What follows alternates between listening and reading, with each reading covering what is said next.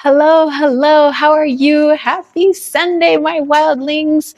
If you don't know who I am Tara with the Savage Wild. You can learn a little bit more about me by checking out the description box down below, maybe checking out the website, thesavagewild.com, checking out all the handmade goodies, maybe even checking out the socials over on Instagram at the Savage Wild AZ, checking out Patreon, Savage Wild, and maybe even looking for ways to support the channel, like through YouTube members or Patreon, which are all linked down below. And by the way, we are coming up to the end of the month. We have Beltane coming up. We have basically late spring getting into summer soon.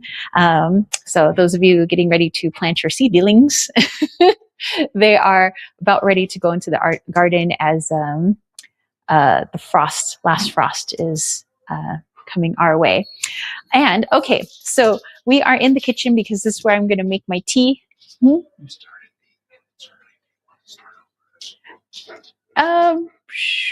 it's fine. I forgot the laptop though. Okay. So sorry guys, I have to grab my laptop so that I can see your lovely comments and welcome you guys in. But okay, yes, we have a very, I guess every Sunday is a special day, but we have an extra special day because we are going to be doing a sacred pipe prayer ceremony. And I hope that you guys join in. You guys did vote on it. There was another thing that you guys voted for that was coming in like a close second. So I'll probably end up doing a video on that. But yeah, I'm super excited. Okay, so let me get my laptop set up here, you guys. And while I'm doing that, just let me know how your Sunday is going. And how was your week? And I know that we were talking about ginseng last week. So did you get to meditate with ginseng? Did you get to welcome it into your world? If you have ginseng in your area, did you get to utilize it? How did you utilize it? I am curious to know.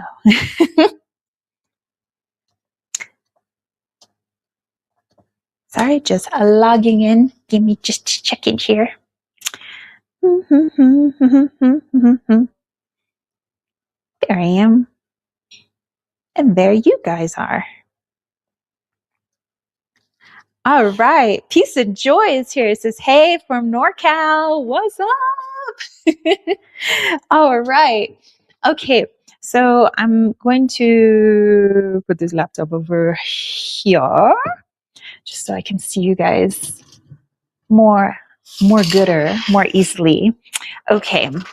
And move these things out of the way, but we are going to utilize them for our tea. So I figured since it's going to be like a special ceremony today, I thought I would make a special tea. Now, this tea does have alcohol in it, but also tea leaves. So you're probably like, no. But yes. So I decided to, and this is before the live chat started, I decided to brew up some Darjeeling tea, which looks just like this. And I actually picked it up from my favorite local, it just smells so nice, local herb store, family-run herb store called Sunshine Herbs in Jolo. I wish there was smell-o-vision. Darjeeling it's so floral and so sweet smelling. It's definitely a very unique tea, and it's considered the champagne of teas. So we're going a little bougie today. And if you're wondering, where did it get its bouginess from? Well, it comes from Bengal, India, and it comes from the foothills of the Himalayas. It's at a high altitude. And just because of the amount of rain and of the soils like out there and just, everything, it was just this beautiful combination, and it came together to produce this very unique tea. So there aren't any other teas that taste quite like Darjeeling. I mean, they come close, but not quite. So it was a little more expensive to get it from the herb shop, but it's well worth it. And plus, it's a green tea. It's got a lot of good health benefits as well. Okay, so I decided to brew up my Darjeeling. I mixed in a little bit of honey to kind of sweeten it up.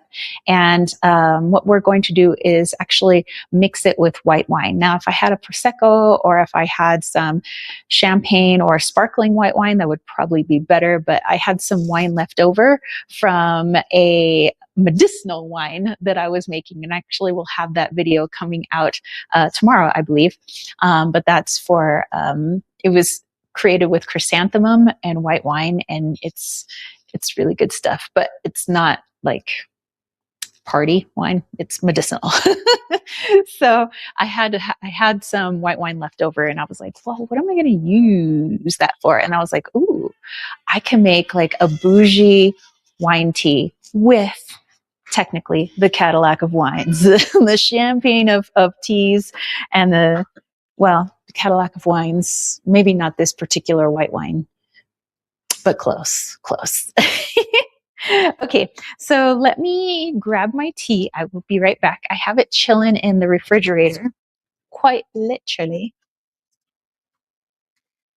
um, because of the flavor. So here it goes. I had it just chilling in this mug. Like I said, it has a little bit of honey in it and it has that Darjeeling.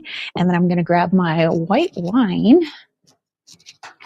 Like I said, it would be better if it was a sparkling white wine, but you know what? You do what you got to do. Okay. All right. And then I'm going to pour out this water here. I made some donuts yesterday, or like last night, and they're really delicious. I'll show you guys. But you know how the house will end up smelling like fried stuff?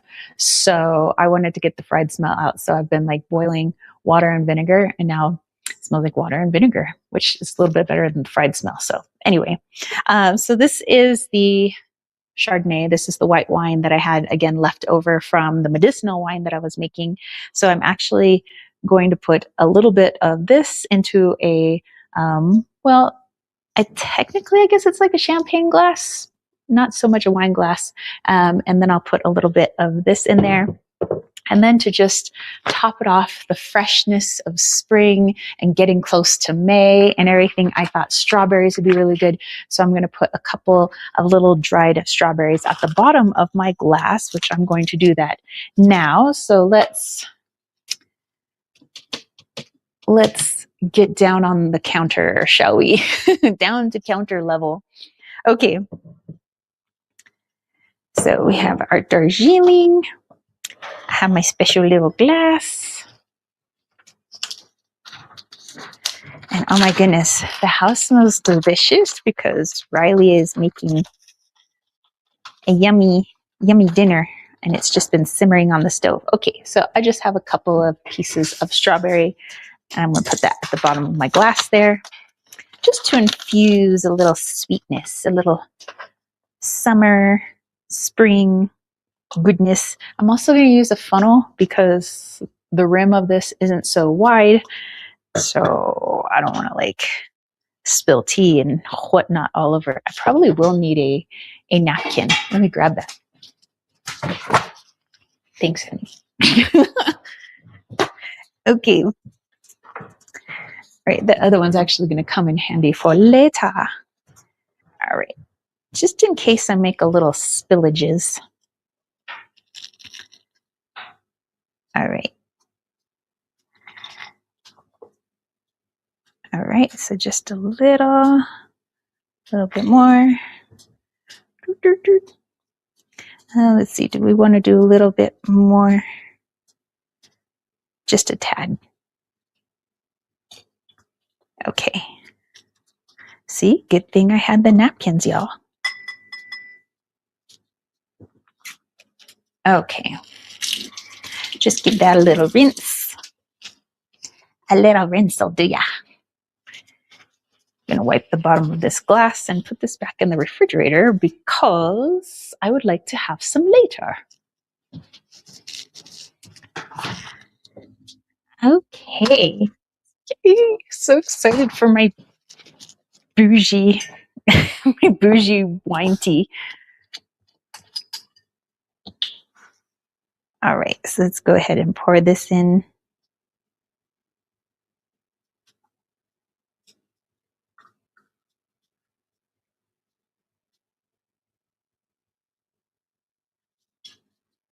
Okay. Good times were had by all. All right. So, yeah, I mean, this is probably the cheapest of the Chardonnays, but I figured, I was going to use it for medicinal wine. I mean, it's not bad. It's actually really good for, I think this was $7 for $7 wine. So I'm going to put that back in the fridge in case I would like to have more tea wine. My champagne tea wine. All right, I have my little spoon here just to give it a good little mix.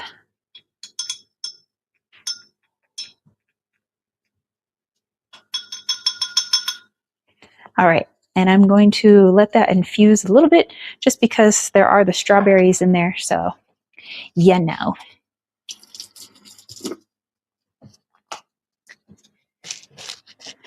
Okay. And I guess I could go ahead and put my strawberries away now, and then we'll just have our tea. And like I said, I want to show you the donuts that I made, which are in this container here. Yay! And the recipe that I got for those donuts, they're from my good friend Tamika. And I was at her and her husband's house hanging out with my godsons, and she's like, the kids, they wanted something sweet, and she was like, well, I don't really feel like paying for DoorDash right now or anything, so she's like, I'll just make some donuts. And I was like, dude, we're gonna make donuts right now? And she's like, don't worry, I'll write down the recipe. I was like, sweet. So it's the donuts have a mix of cinnamon and nutmeg inside, so you can just eat them plain. They're super good. Hey, Lilith is here. What's up? She says, buenas, Earthwalkers. But she gave me a couple of variety of icing. So I could either do a vanilla icing or I could do a maple icing. And Riley and I both kind of agreed that we'd like a maple icing. So anyway, those are my little donuts, my little dog nuts. And it's even got little donut holes. Those I rolled in cinnamon and sugar, but the donuts themselves, they're coated with a maple icing. So, you know what? Actually, that fell, so I probably will have to eat it. I mean, I have to. Okay. Let's cover those back up. All right. I'm going to take you guys out to the living room, but we're going to, excuse me. We'll go to one area of the living room first so I could talk about the herb for the week.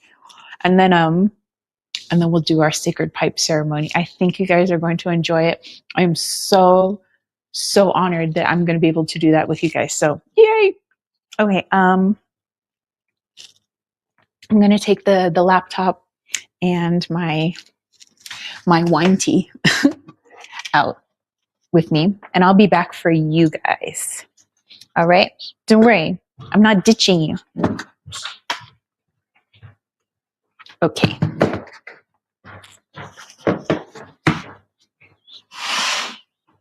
All right. We're going down.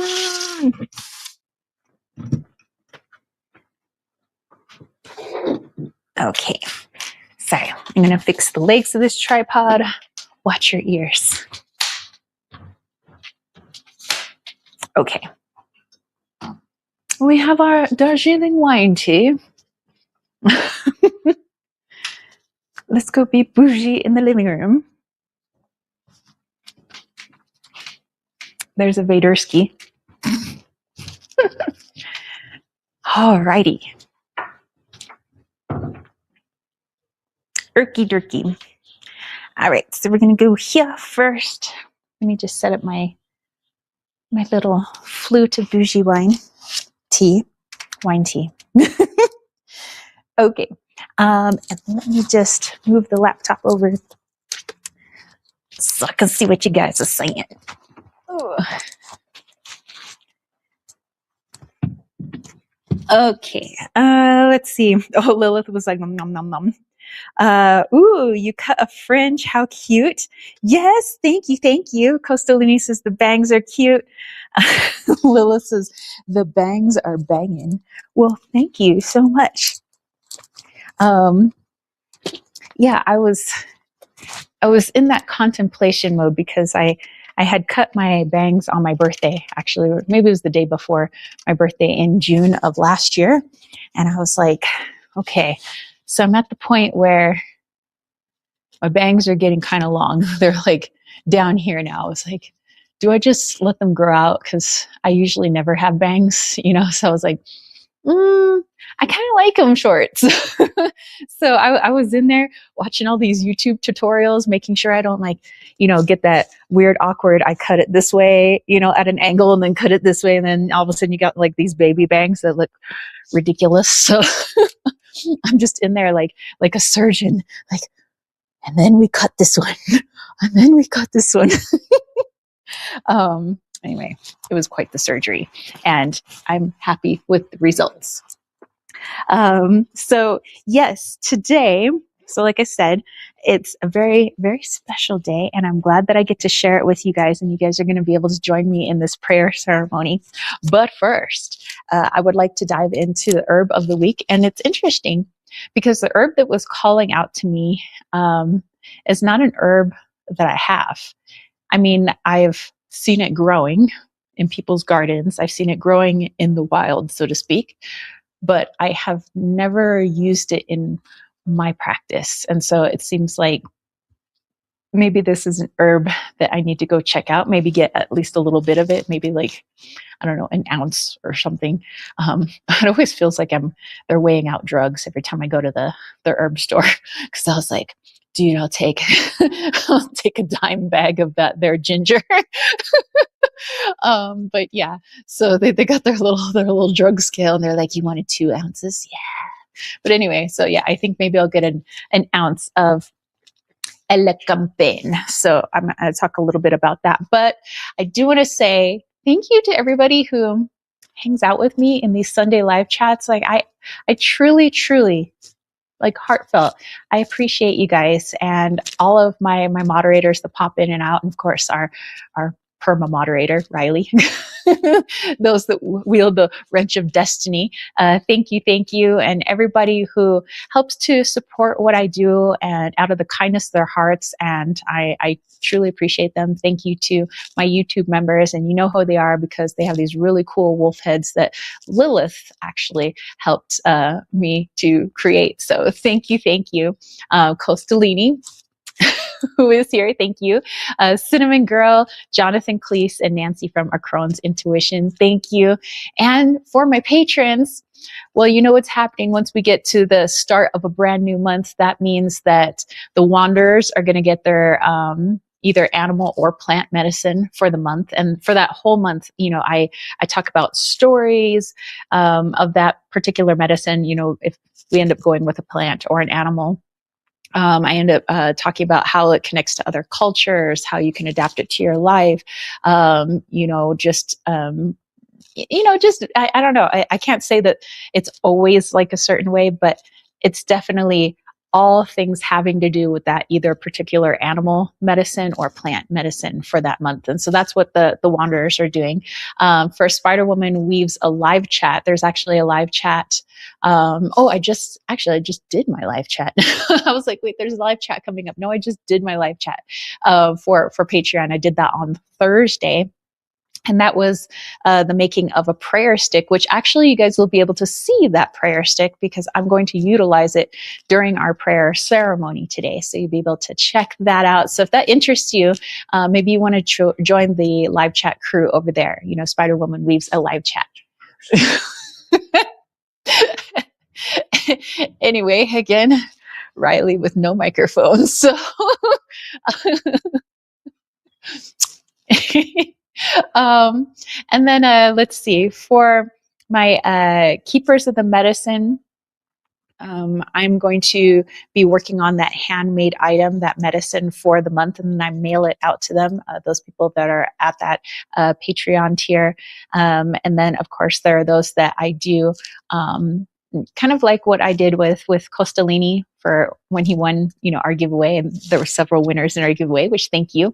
But his was, creating a song based on his frequency, his energy at the time, like what is his soul calling in, and there was a poem that was meant to reflect that as well. So it's, of course, words I don't think, do frequency justice, but I try to incorporate as best I can, the language of that frequency, as well as the geometry and the colors that I put into that poem as well. So it's as visual as it is linguistic.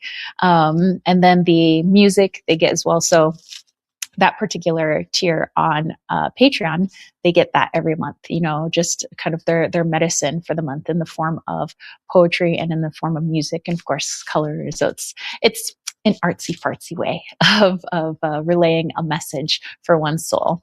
So, okay. Thank you, you guys. Thank you to all of my subscribers. Thank you, my homies. I just wanted to throw that out there. Thank you. Thank you. And the newsletter, I finished writing it, which I like this business of getting my newsletter done early. So that way I could just schedule it and then you guys get your newsletter on the 1st. So I don't play the spam game. So if you guys are like interested in signing up for the newsletter, just know that I'm not going to like hit you with all these like promotional things and here, come buy this. I don't like that personally. So why would I do that to other people? So, I like sharing my newsletter. So that's all you get really, unless you guys are like, man, I want you to spam me, then okay, I will. But otherwise I'm not going to do that. Let's see. Lila says it suits you. Well, thank you. Thank you. Thank you. Also reminiscent of my Akmel Odam ancestors, my Pima ancestors, where that's kind of just how they wore their hair in short bangs and just let their hair hang as opposed to like other nations where they did a lot of braiding and other fancy hair work. But for the river people, the Pima, we just kind of let it all hang out, Lila says, I just realized that the colors we used for the logo are similar to the peacock feather. I have a peacock feather tattoo. Well, you know what? I love peacocks. So that's awesome. Hey, Spicy Chips or Spice Chips says, hello from Florida. Well, hello. In fact, we were just talking about Florida today. Oh, yeah. The church that Riley and I go to, which is quite literally just called The Church, they have someone who opened up another church, and it was in Florida. And I was like, whoa, so cool. Willis says, I'm keeping you on your toes. Yes, you are. Thank you. Okay. Speaking of on our toes, now let's see how this wine tea, the champagne of teas mixed with the wine of wines, is going.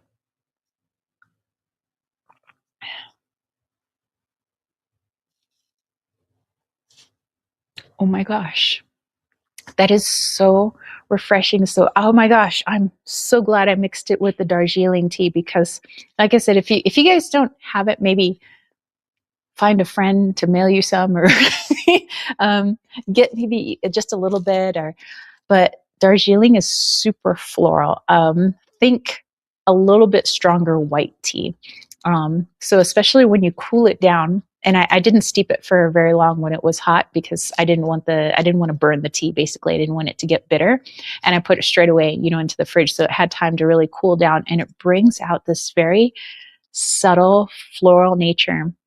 And mixing it with the white wine that I had, and the white wine itself is like, very crisp, refreshing. It's very, very fruity, and so you mix that very fruitiness with this like super floral. It's the spring adult beverage, I feel. And then let's see if I can taste any of those strawberries.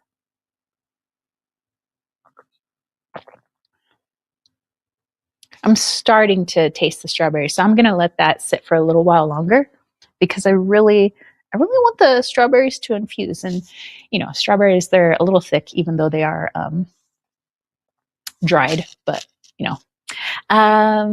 Let's see. Lilith says, wine will be gone in a couple of hours. Someone's getting lucky tonight. What? Who? Uncle Cellinius is crazy. I was just talking to my mom about going to Florida like 10 minutes ago. Dude, the synchronicity that happens with all of you guys during this live chat, like sometimes you guys make my hair stand on end. I dig you all so much. Like, this is so cool. Okay. All right. Let's get to our herb of the week and see like how that herb is speaking to us individually, and what does it mean for this upcoming week? What could we work on? What could we meditate on or pray about? Or, what could we adjust in our lives, or maybe just adjusting our perspective? So let's see what Elecampin. I'm sure it's pronounced another way, but I like to pronounce it that way. Elecampin. Okay. Let's see. I have it marked in here. I'm using the Encyclopedia of Herbal Medicine. It's one of my go-to books. I guess all my books are go-to books, but I don't know. So anyway, like I said, Elecampin almost sounds like champagne. Probably why I chose the champagne of teas.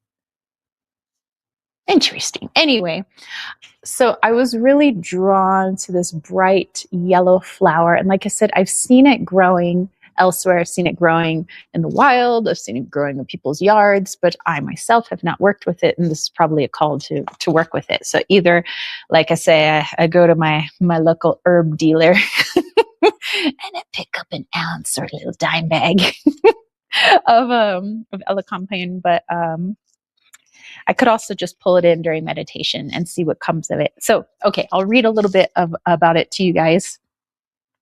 Lilith says, the trampoline will get lucky tonight. Trampolines and yonis, you guys. One day that will be a podcast, I'm sure. Okay, so it's prized by the Romans as a medicine and as a food.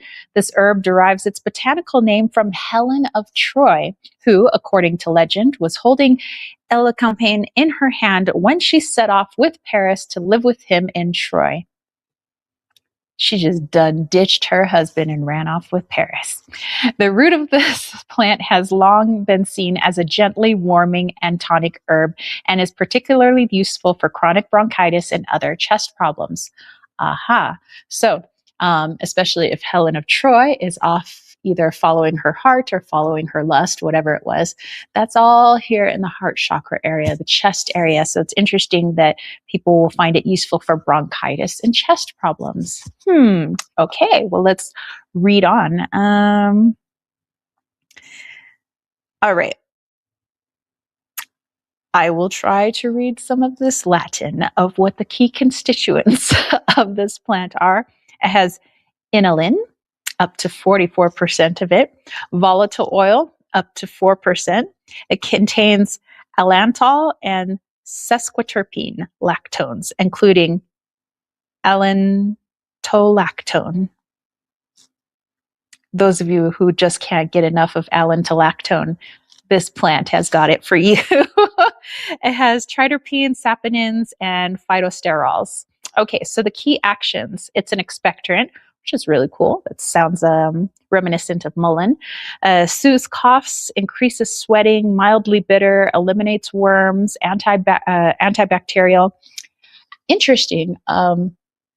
Worms has been coming up. I'm not saying I have worms, but I'm saying, I don't know, just in speaking to people, just like overhearing things and, things popping up on social media. There's a lot of people that have been talking about, like, way back in the 1800s, like doctors, like their main prescription for anything, like whether you had a cold, you had cancer, you had whatever it was coming up, they were like, we got to deworm you. And so that was the main treatment. And if deworming worked, well, great. If it didn't work, then they tried a different course of action. But for the most part, it seemed like, this deworming prescription worked for a lot of different ailments. And then as we get into the early 1900s, we stopped using, or physicians stopped using the deworming method and started using more pharmaceuticals. And it was more like, take a pill for this instead of drink this tea and deworm yourself, with wormwood, hence the name wormwood. It's used for deworming. And so now when people think of like deworming, they think of like deworming their animals, like my dog's got worms, or, something like that. But more people now, as we're now going back and having to look in history with our ancestors, what did they used to do? Because, a lot of stuff has been lost to the modern era because we think, well, it's modern, it's better, it's cooler, forget all that stuff from the past. No, don't forget all that stuff. So a lot of people are bringing the past back and seeing, is there some viable stuff, that we've sort of quote unquote gotten rid of that could actually be useful. And so there are some people, there was, and you guys have to do your own research on this, but I was just messing around in the Google's, hello, chipmunk. There's a chipmunk on the roof. Hi. How are you? Anywho,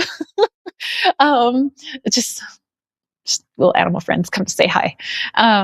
But there was this researcher that decided to do their own like research, and they got, I believe it was like either 300 or 400 test subjects, that volunteer test subjects, everybody who had varying different types of cancer, from breast cancer to brain cancer to, uterine cancer, all different types of cancer. And they just wanted to try deworming on them, like try to do this deworming method. And they found that 88% of that test group went into full remission from their cancer. The other ones, they obviously needed a different plan, but I thought that was so interesting. So now when I'm like, okay, I really want to go with this herb, and I tried not to read about it first because I want to read about it with you guys. And now when it's talking about eliminates worms, I'm like, parasites, that somehow we've allowed these attachments, whether they are physical or non-physical, to attach to us, to become a parasite. We've become so comfortable with them that we don't even know they're there anymore. And so when people suggest you let this parasite go, again, physical or non-physical, people look at you like, what? No, I'm like, cool. I'm cool. I'm comfortable with my parasite. I don't want to let it go. So maybe that's a little message for this upcoming week. Okay. Let's see. Let's go back here. Hey, Shadowlands is here. Hey. Costolini says elderberry did work quite well. By the way. Oh, really? Hey, high five. That's awesome. Lila says, tell us more, Costolini. Yes, do share. Do share. I'm really interested, actually. Shadowlands says, I'm now in the painting process for my logo testers. That's right. And Shadowlands, if you want, you could put the handle to your Instagram if you would like to share with our friends on here some of the things that you're creating. But I get to see a lot of her creations in progress. So very cool. And thank you for the donation, by the way. Stick around after our prayer ceremony, our sacred pipe prayer ceremony, so that I can do a little Q&A with you for your generosity. Thank you. Lila says, looks like I'm having lots of wormwood. I know, right? I'm like, why does this worm stuff keep coming up? Parasites? I was like, perhaps it's time for me to do some deep introspection, both physical and non-physical, and see what I have allowed to become one with my essence that perhaps isn't benefiting me. Okay. Let's see. Here we go. Here's some of the research on some of those Latin terms I was talking about before. First of all, inulin. And some people are like, what the heck is inulin? Maybe you know what inulin is, but I do not know. So now I'm going to read about it. Inulin was first isolated from elecampane in 1804 and took its name from the herb. It has mucilaginous qualities that help soothe the bronchial linings. Well, now you know, the more you know. It's antimicrobial, allantoilactone,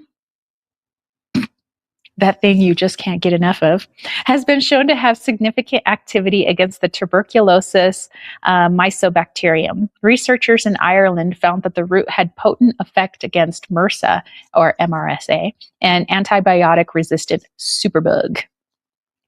Whole herb. As a whole, the root has a stimulant expectorant effect, encouraging the coughing up of mucus from the lungs. The volatile oil is known to be partly responsible for this and also for the herb's antiseptic properties. Interesting. All right, so let's look at the traditional and current uses. And by the way, again, if you didn't get to see it before, this is it just growing in its loveliness. But down here we have the dried version and the root. Lots of little fine roots there. It's very interesting. Elecampane has long been valued for its tonic strengthening effect on the respiratory system and for its ability to resolve chest infections. It's a warming effect on the lungs, combined with its ability to gently stimulate the clearing of mucus from the chest, makes it safe for young and old. It can be used in almost all chest conditions and is very useful when the patient is debilitated. Okay, chronic chest complaints. Elecampane's qualities have led to its specific use for chronic bronchitis and bronchial asthma. It is particularly useful because it both soothes the bronchial tube linings and is an expectorant. In addition, the herb is mildly bitter, helping recovery by improving digestion and the absorption of nutrients. For digestive problems, elecampane has been taken traditionally as a tonic herb for the digestion. It stimulates the appetite and relieves dyspepsia. It is a useful remedy for the treatment of worms. All right, infection. In the past, elecampane was used in the treatment of tuberculosis.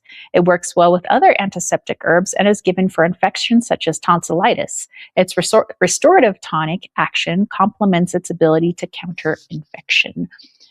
Interesting. So it's all about getting rid of stuff, getting rid of the mucus and all the things that cause us to cough and spasm, because I guess the mucus could be seen symbolically as like a type of energetic parasite, just keeping us from taking that beautiful deep breath.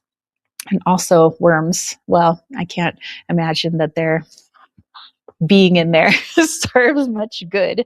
Okay, so interesting. So it's about getting rid of the parasites, getting rid of things that have stuck to us, like mucus. And maybe we've gotten comfortable with it just because it's been there so long, but perhaps now is time to get rid of it. All right.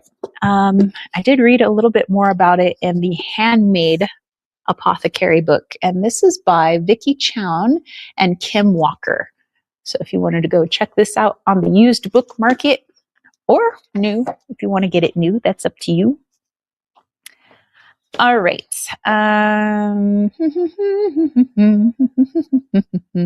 Okay, so if you're looking for it, here's a beautiful picture. Beautiful flower, beautiful yellow flower. So much solar plexus energy, although it seems to be working a lot with the heart. Okay, elecampane is a large perennial plant growing up to 4.5 feet tall with flowers that look a lot like slimmer petaled sunflower. The leaves are long, oval, and broad and can grow up to 12 inches in length. Let's see if it has anything else for uses that other book didn't cover, which is why I think it's good to have a variety of herbal books, because each focuses on something different for a particular herb, and I think it just creates a more well-rounded picture of your herbal repertoire. Elecampane is a remedy for hard-to-shift and chronic lung conditions, including phlegmy coughs, chest infections, and asthma. It was previously used to help treat tuberculosis before the discovery of antibiotics. You can feel its effects on the lungs by nibbling on a bit of root. The aroma clears the airways like a cough drop. The root is bitter as well as aromatic and is especially helpful when appetite stimulation is needed. For example, after a cold or flu, when lingering cough or phlegm inhibits a desire for food. Traditionally, it was used to treat elf shot, like the elves are shooting us. Certain illnesses that were thought to be caused by being pierced with invisible arrows. I guess the elves really were shooting people. Some herbalists think that this may be a description of exhaustion or sapped energy and explains the popular modern use for chronic fatigue and weakness. Well, that's interesting because I did just make a medicinal wine out of chrysanthemums, and it was actually meant to increase vitality. So interesting. Perhaps it would work really well with this elecampane. Interesting, interesting. I love all of this. Okay, now let's take a look at how our ancestors may have used it in folk remedies or of a more spiritual nature. And this is from Cunningham's Encyclopedia of Magical Herbs. Gosh, I don't know why I'm having tongue-tied. Okay. Elecampane was seen as used in connection with love, protection, and psychic powers.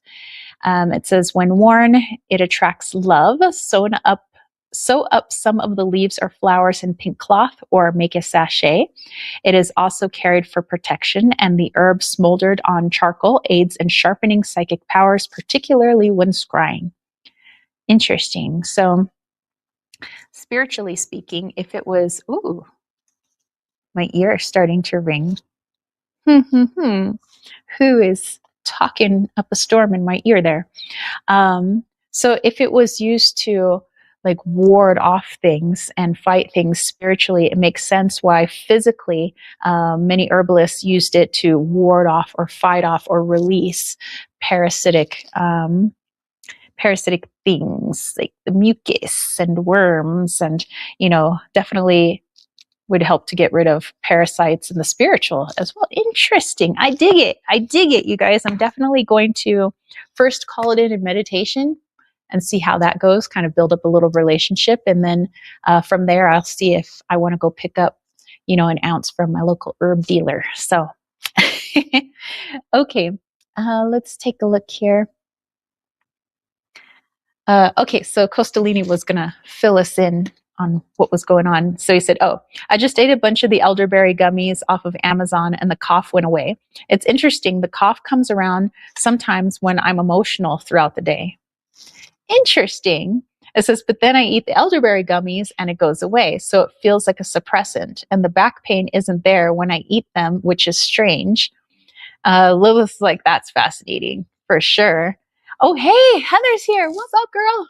It says, hello, ladies and gents. Hope you're all well. Just getting off work. Gonna lurk a while. Lilith, beautiful Tara. Hello, all of you. Gonna cruise around town off my feet and smoke a little something, something. Passes it to Tara. Thank you. Puff, puff, pass. Lilith says, hey, Heather, enjoy Mary Jane's company. I remember now this flower is growing a bunch around the C19.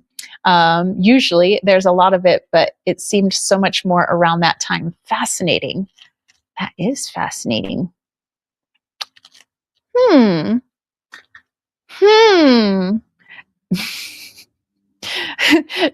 I hope you guys see the little tinfoil cap that is probably forming on my head right now. Is like everything just like came flooding in of like, wow, maybe that's why all that stuff about like getting rid of parasites, both physical and non-physical, is coming in. Certain herbs that, work with that, but also, I mean, they all come from the creator, and the creator is like the master getting rid of, things that are no bueno. So, and well, without getting into too much, because I could go off on a hours long tangent about so many different things. But of all the things, I mean, there's so much that's in the like mainstream news, non-mainstream, in the spiritual community, non-spiritual community, just all these things, and all these things, and a lot of it's not good. It's like fear, be scared, be hateful, be angry, get mad, all this stuff. Even that can be parasitic in nature, just to like flood our nervous system with that, flood our mind, our soul with all the energy of like, oh my gosh, something else to be scared of, or someone else to be angry with, or somebody else to hate, or, that's a lot of negative energy. And, and if we look back at what this herb was telling us, elecampane, that helps to get rid of worms, and wormwood being like the best, I think, for that. But, like I said, I haven't worked with elecampane. Maybe it's better than wormwood. So I don't know, maybe I'll give it a go.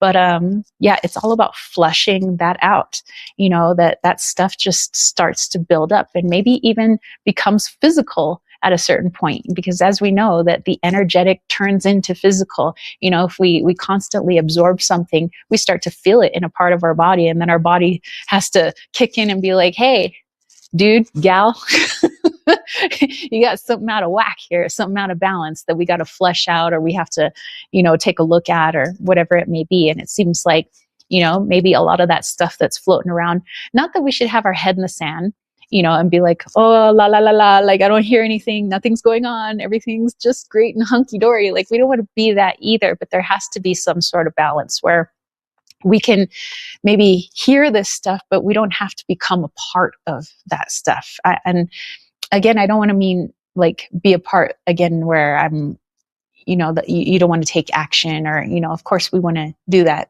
do the right thing. But what I mean is not to let the fear take over, or the hate, or the anger, or whatever it is, to just darken our soul, basically. Instead, let's take action instead of letting it fester. And if we're not going to be taking action, then what can we do about it? And if there's nothing I can do about it right now, then what am I going to do? Just let it sit here and fester inside of me? So, it's about release. So I thank this lovely herb for popping in and letting us, well, at least letting us know what we can maybe do for this upcoming week. Whether or not you're going to work with this herb, just start thinking about, what have I been allowing into my field, emotionally, mentally, physically, spiritually.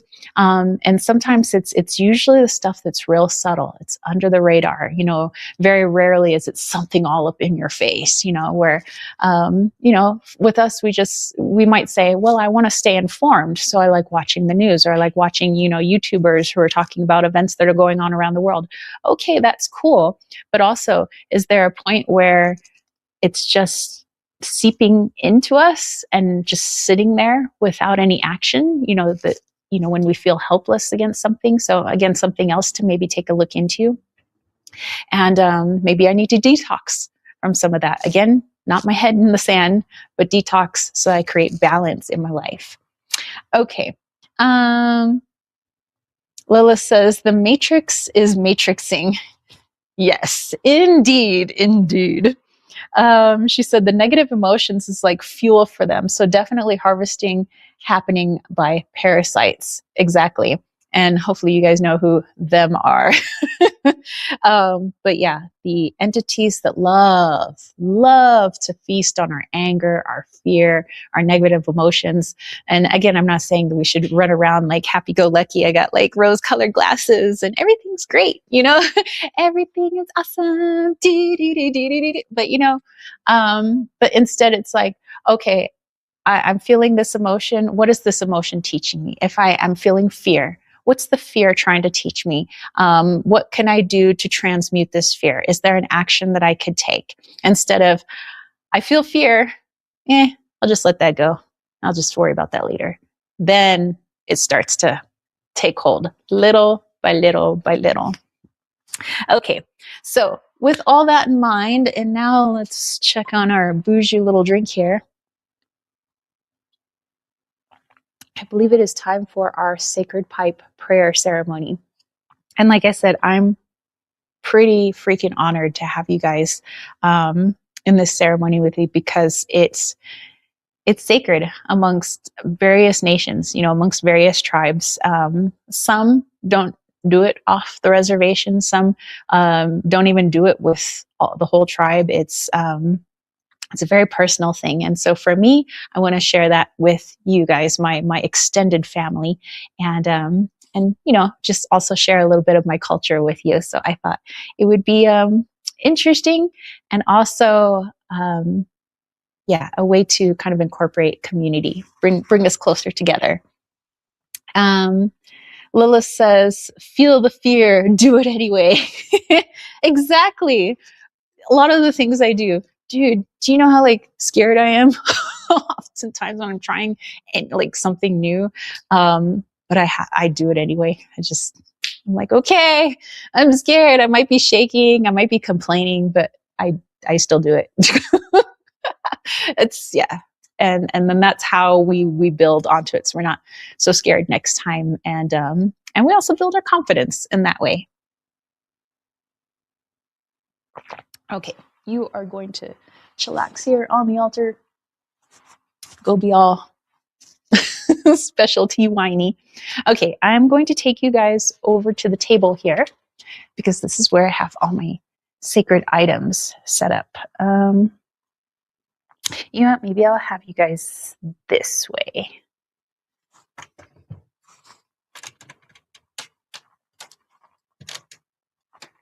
Okay. Hopefully you guys can see. Yeah, you guys can see all that. All right. Let's just make it a little bit more. All right. I'll explain all these items in just a moment. Let me grab my handy dandy laptop.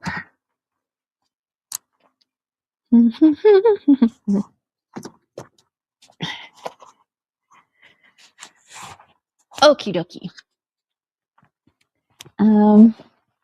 Costalini says, Heather says, we have the flower moon coming up on May Day. I bought some stuff to make rose moon milk and cacao. I admit I had a cup the other day. Delicious. That was so random. Not random at all, because this is basically a heart-based ceremony. So bringing up that heart-based tea, like hell to the yeah. Lilith says, I have some more for my birthday, Heather. Ooh, very cool. All right. Let me straighten this out. Okay. All right. So I have my blankie. I'm actually going to set this out just so it's nicer for me to sit on. Okay.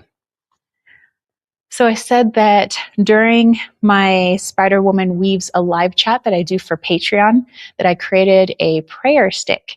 And actually this is my prayer stick. So it's made with juniper wood, found right here on the property, and a piece of 400-year-old pottery, Navajo pottery, from my property. And we have a buffalo tooth here. We have a coyote rib wrapped in deer leather and deer sinew. And for the feathers here, we have red-tailed hawk, northern flicker, and blue jay, also known as scrub jay, actually. But these are basically sorry, not buffalo tooth. This is horse tooth. I've been thinking about buffalo today, so my apologies. But yeah, horse tooth. But basically, these are my animal totems in connection to the creator. So I have this with me so that I get into that mode that we're going into ceremony. But like I said, before we go into the ceremony, I want to describe what the things are on here so you know exactly what I'm doing. Heather says, and you all were talking about Florida. I was just reading something yesterday about Florida. She said, ooh, absolutely. Cheers, my sister. My gosh, Florida coming up. I'm going to have to meditate on that. Like, why is it coming up with everybody, it seems? Okay, so first of all, I have my sacred pipe, which is right here. And this was made by a man called Bright Sky. He has since passed away, and his wife has continued creating, but she's selling off little by little his final creations, the things that he made before he passed. But he was a beloved member of the tribal community. So I feel fortunate that I was able to meet him in person at a powwow in San Diego. And I believe it was the believe it was the Barona powwow. But yeah, he made this a special. So this is very sacred to me. Okay. Other things that we have here, they're in connection with the medicine wheel. And for the Pima, they utilize a type of medicine wheel, but it's like a seven aspects of life type wheel. So it's a little bit different, but I decided to just kind of simplify it for the ceremony that we're doing.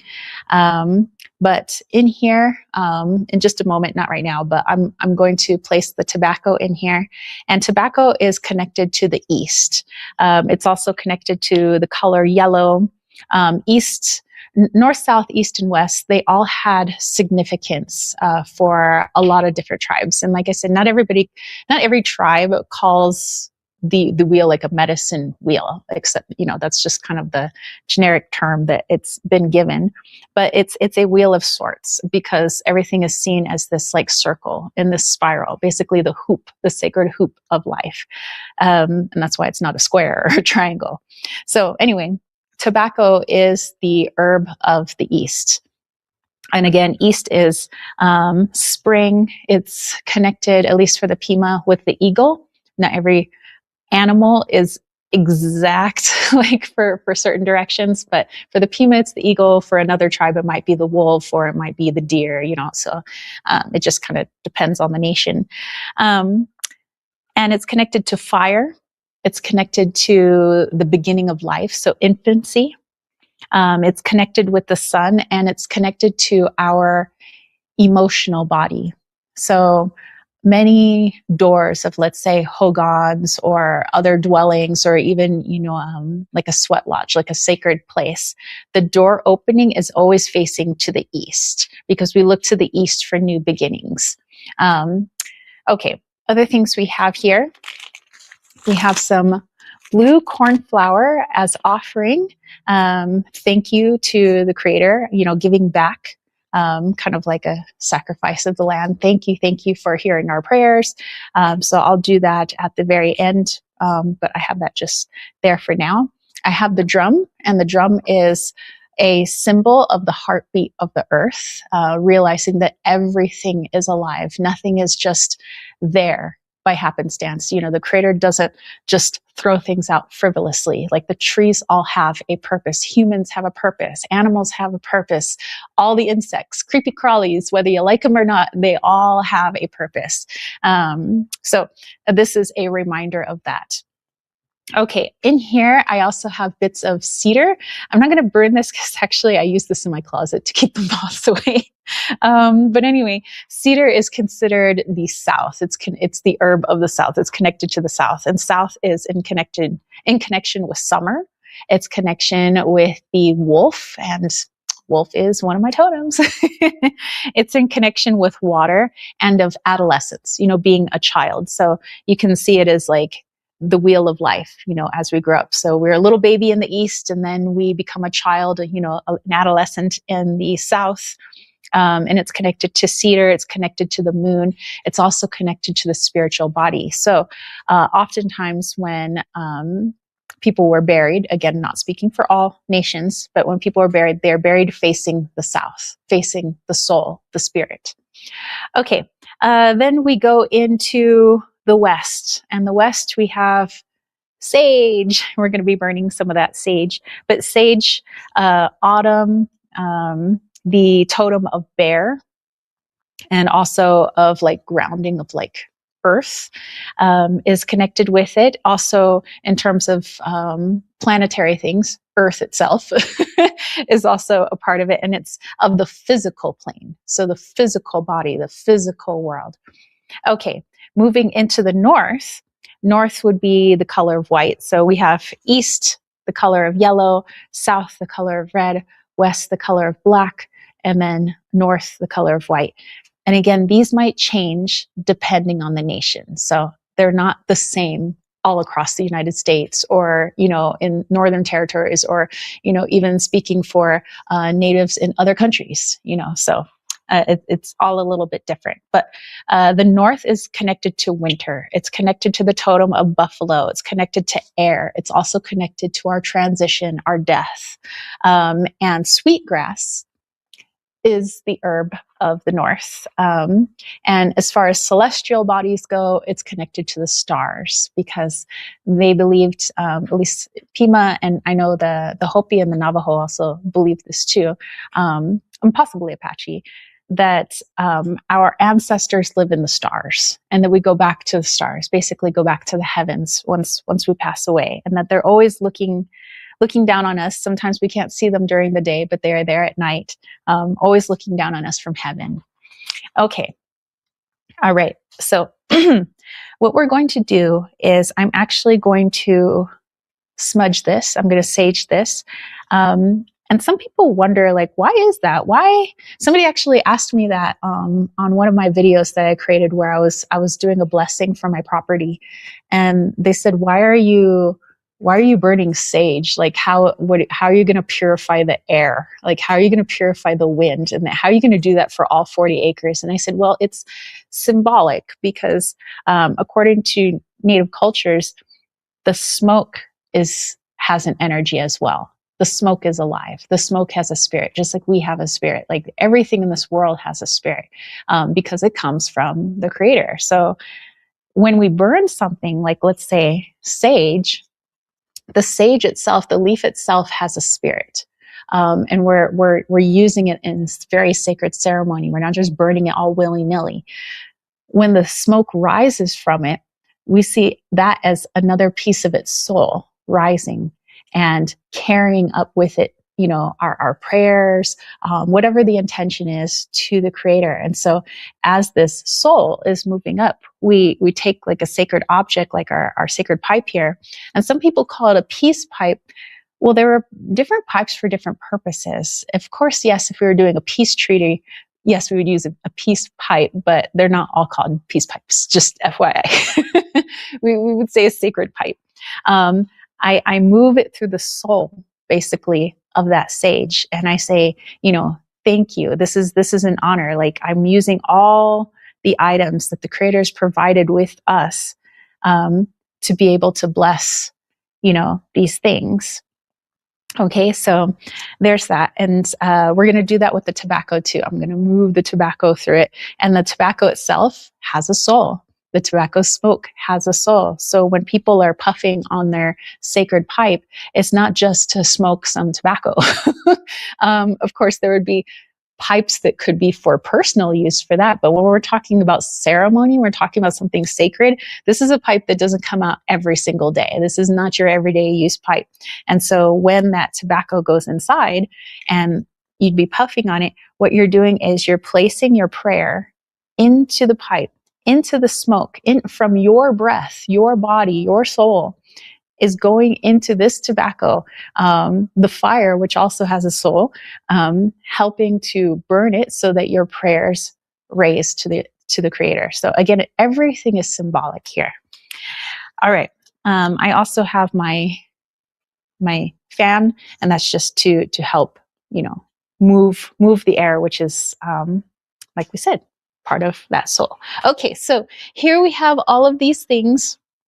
And so what I ask of you guys is, while I'm doing this and beginning ceremony, if you have prayers that you don't mind putting on the internet during this live chat, I will speak those prayers out, and I'm going to pray them into my pipe here so that they move up to the heavens, so they move up to the Creator.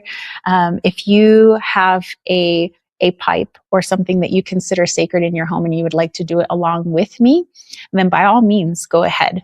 Okay, so let me look at your comments here. Hey, Kath is here. What's up, Kath? She says, hey, y'all. Costolini says, I'm so allergic to cedar, it kills me. Oh, no.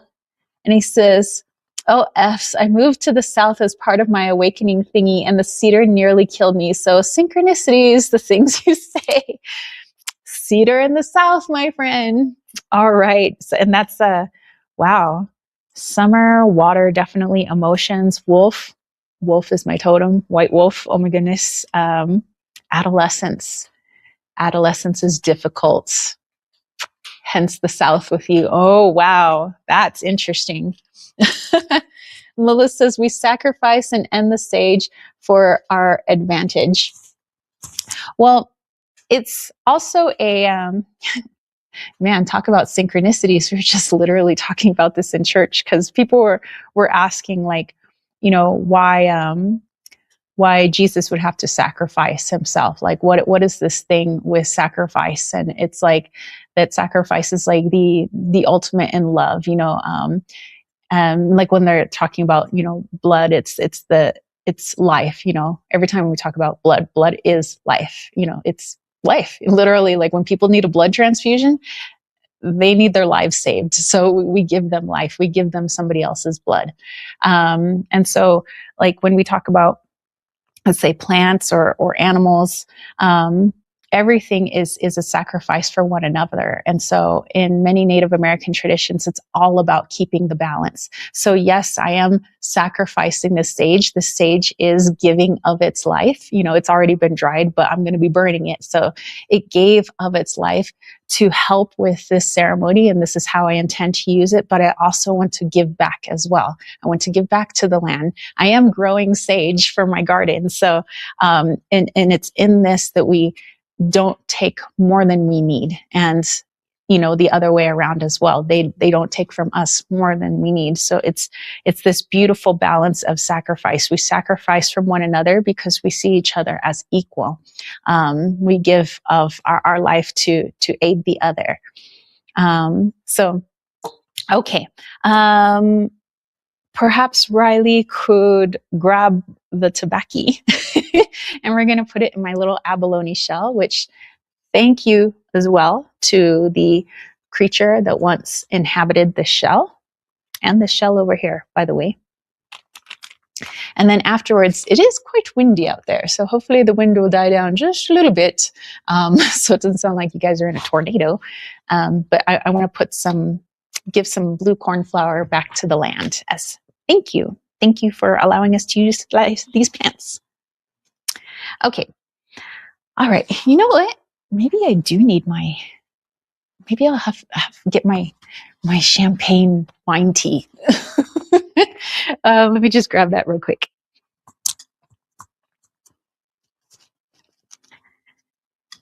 All right. Also, if you notice, like what I'm wearing, I have my medallion on.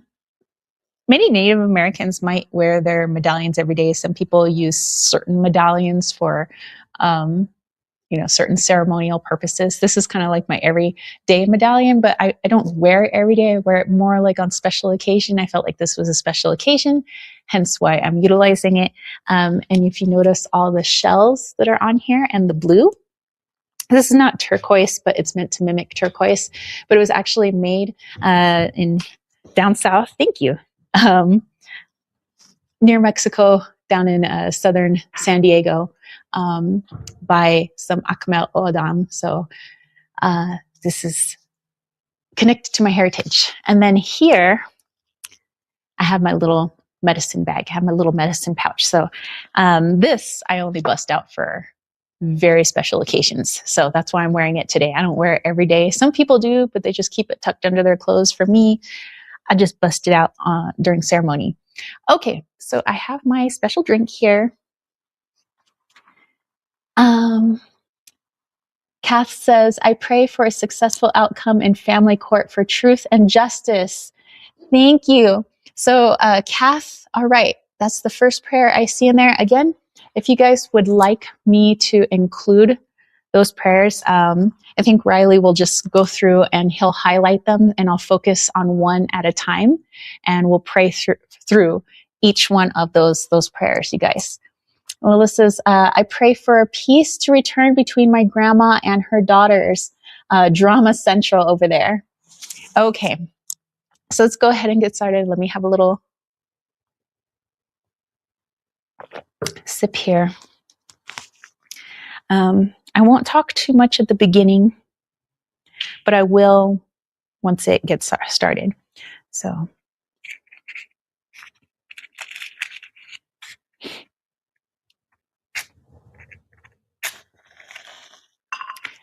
fire. Thank you for the warmth that you give, for the way in which you cleanse, you purify, and you clear.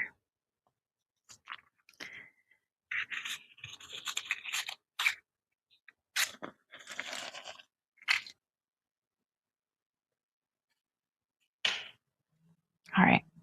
I'm just going to allow those to burn. Oh, man, hold on. I just added some fuel to this. There we go.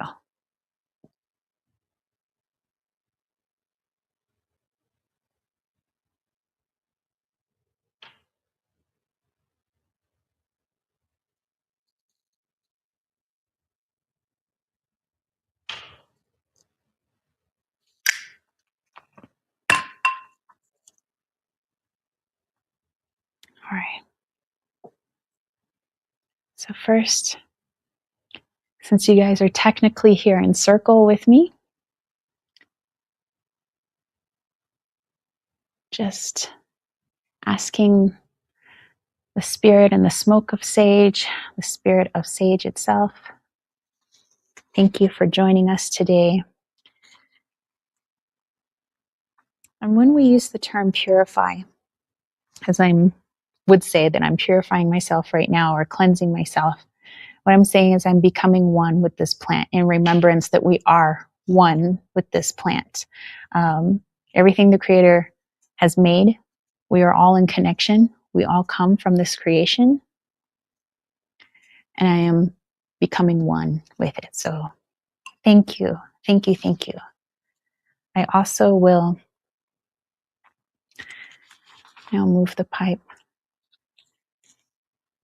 I honor this sacred pipe, which is an extension of myself. It's an extension of my breath, and it's an extension of my prayers to the great Creator. Thank you for all that you have given us here on this plane of existence, this beautiful world with all our allies, whether plant or mineral or animal. Thank you.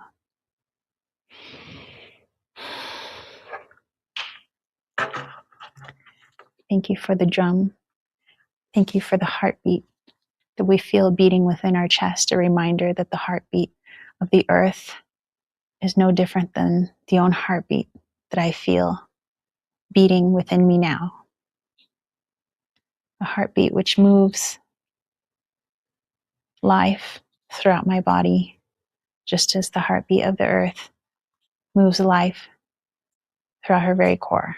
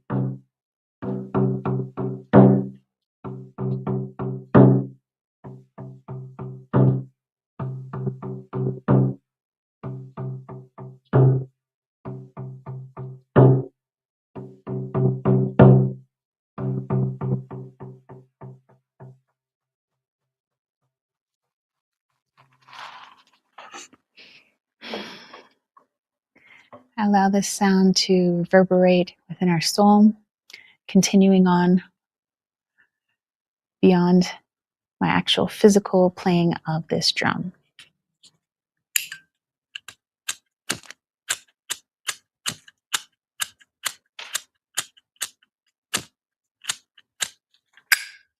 Give it a little shake, shake.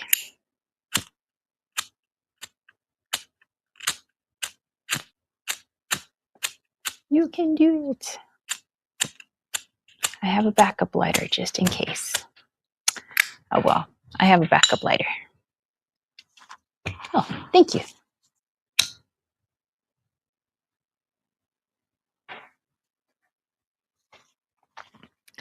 As I burn this sweet grass a reminder of our mortality, of death and transition, a reminder that what ends on this physical plane continues for eternity in the spirit. I thank Sweetgrass for helping to remind us of this.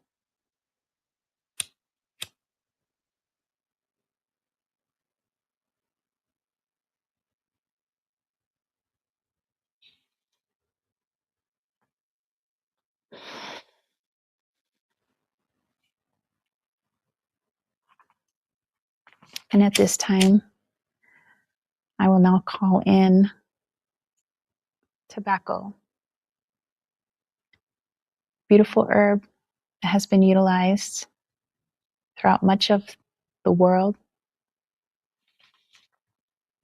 in reverence, reminding us of our own soul, our own spirituality, our connection to the divine, to the creator.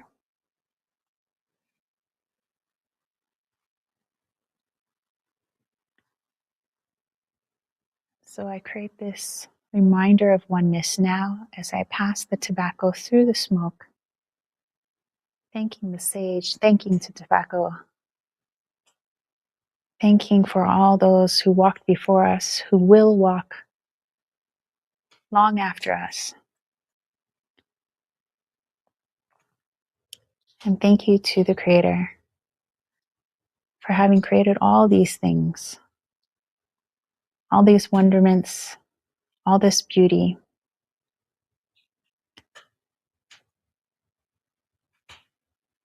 Okay.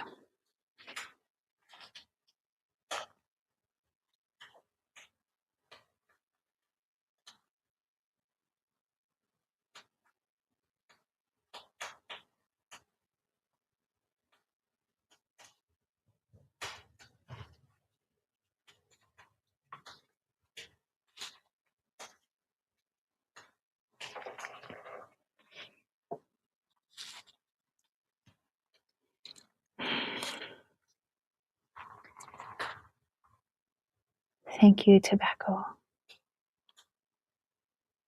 for what you remind us of.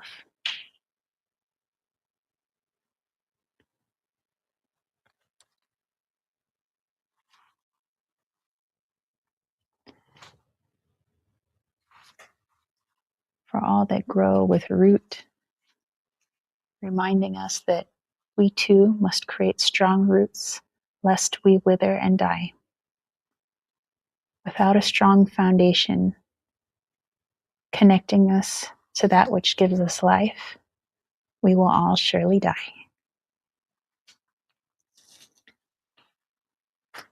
I will now add a couple of pieces of sage to this pipe.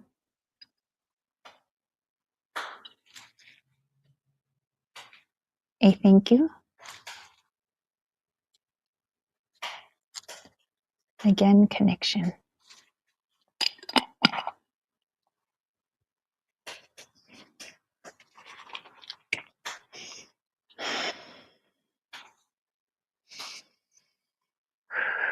Okay, I'm gonna move the camera just a little bit. Okay.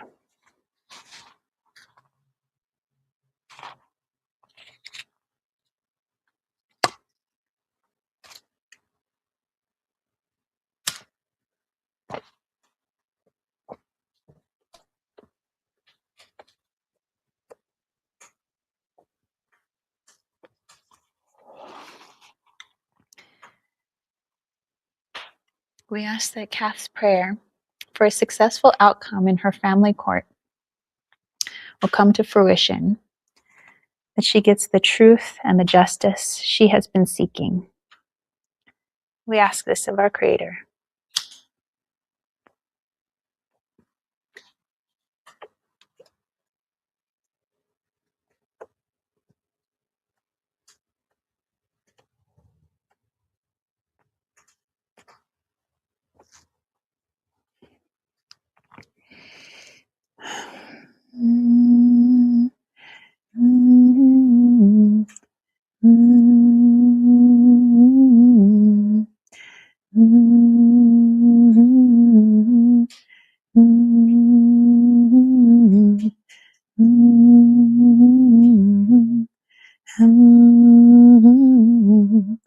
Amen.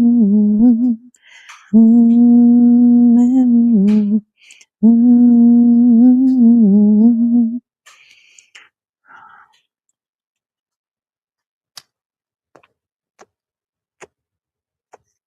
Please hear the prayers of our sister Kath.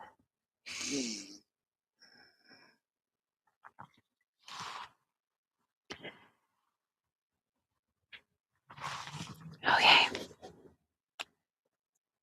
right. I'm going to tamp this down. And again, keep those prayers coming. And Riley will put them up on the screen one at a time. Okay. Okay, we'll work on our next prayer. We have a little sip here, wet my whistle.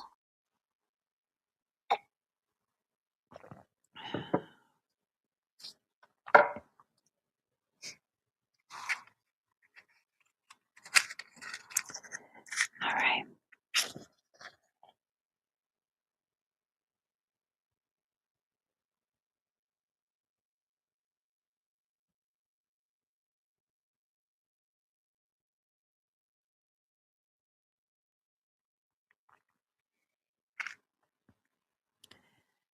All right. Lilith, our sister Lilith, prays for peace to return between her grandma and her daughters. Okay. Peace to return between Lilith's grandmother and her daughters.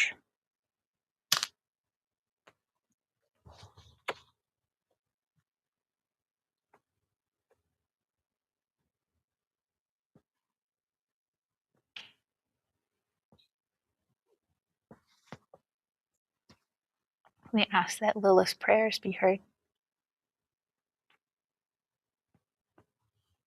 Almighty Creator, please bestow peace between her grandmother and those daughters. Mm-hmm. Mm-hmm.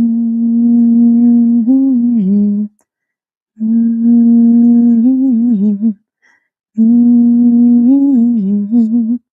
Mm-hmm. Mm-hmm.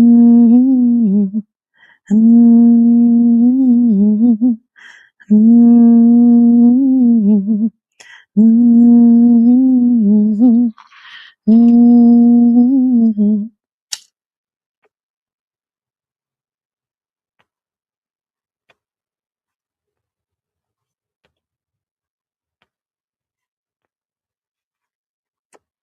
Mm-hmm. Mm-hmm. Mm-hmm. Mm-hmm.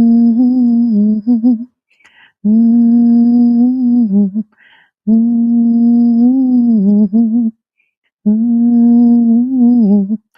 Mm-hmm. Thank you. Thank you, Creator. Thank you for bringing this peace.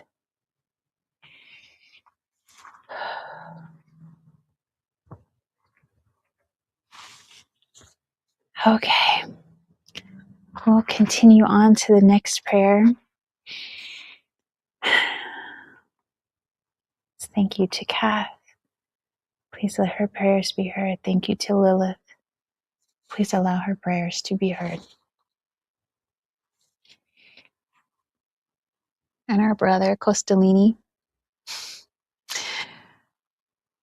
would like to feel a oneness, a connection, a partner in this life. He chooses not to be single, but to walk this path hand in hand with a partner, a balance, an equal.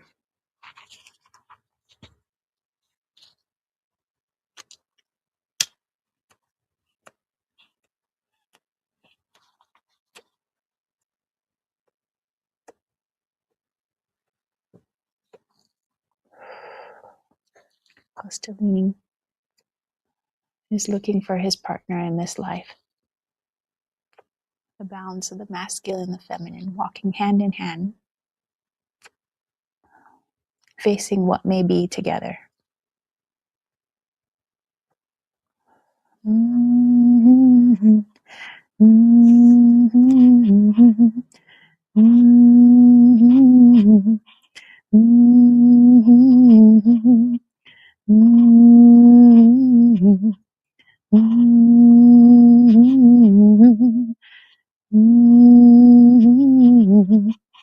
Mm-hmm.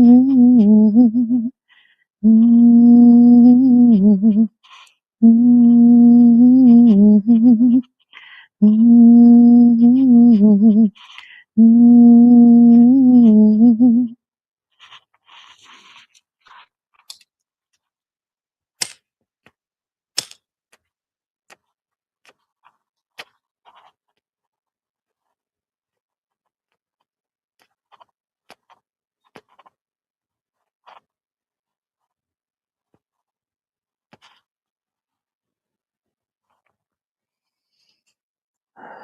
We ask the Creator to please hear these prayers from our brother Costolini.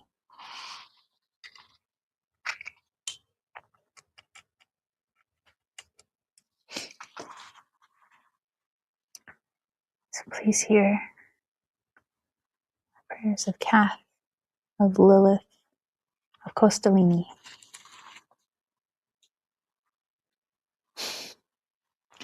Yes, Lilith, I will put my prayer and I'll put it in at the very end. Of course. Mm.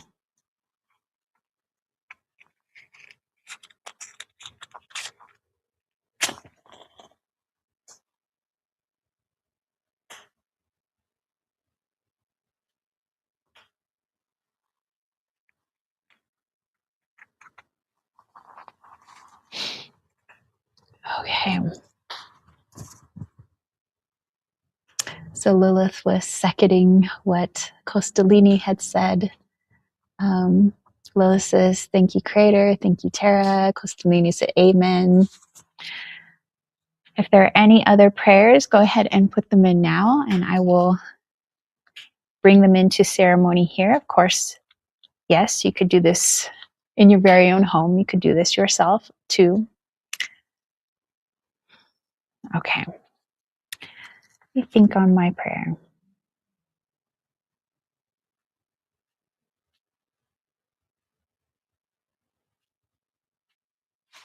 Okay.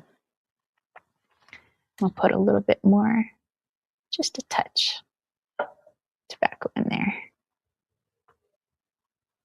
And one more little piece of sage. Just top that off. Okay.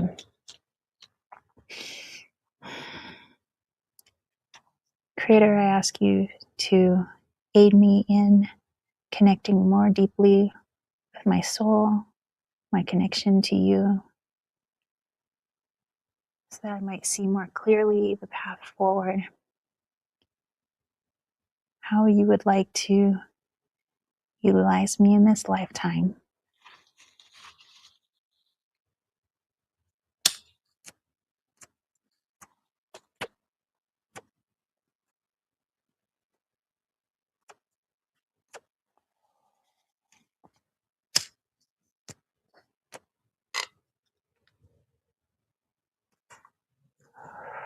Mm-hmm. Mm-hmm. Mm-hmm. Mm-hmm. Mm-hmm. Mm-hmm. Mm-hmm. Mm-hmm. Mm-hmm.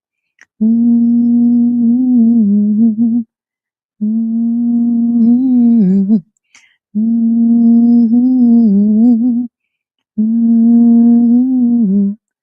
Mm-hmm.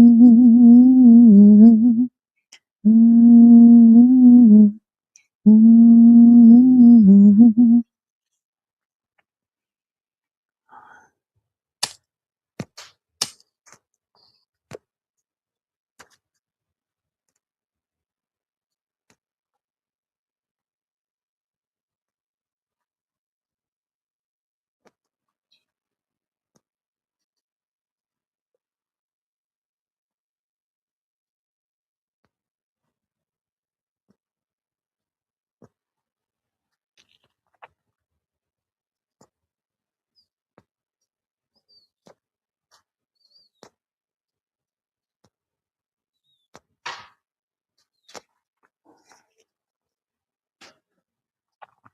Please hear all of our prayers, Creator. We lift them up to you in the soul of our breath, in the soul of the smoke. Let they reach your ears, let they reach the heavens, the place where all those wait for us, for our return.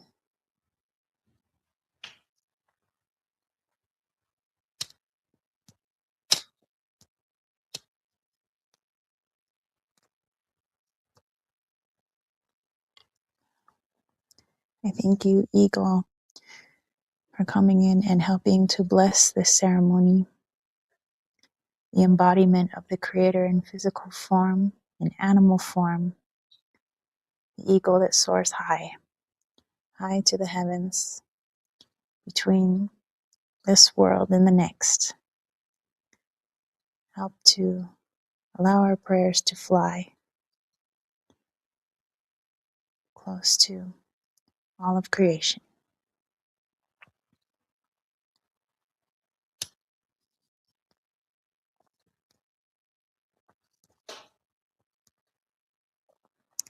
I also thank Wolf, the protector, that which is seen in the light and in the shadows, the balance of all animals on this plane. Thank you, Wolf, my four-legged friend, who comes to remind us that we must have balance in all things, internal and external. And in this, we see our Creator more clearly.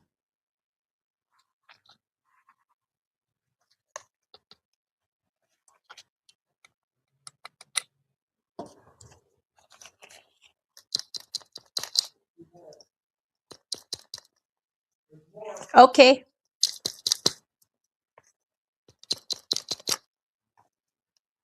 Just going to do a little refill here, you guys.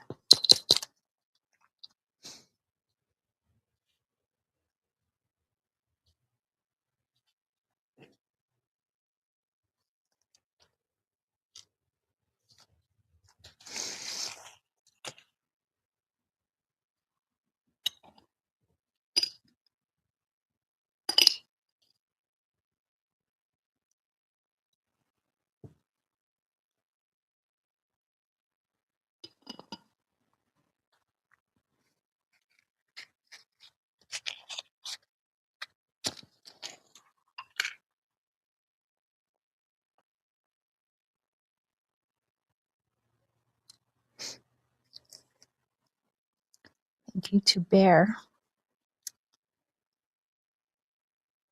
seen as the matriarch of the animal kingdom,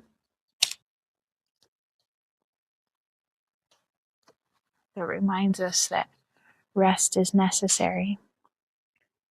It reminds us of the protective nature that we all have within us, and ultimately that the Creator has for us.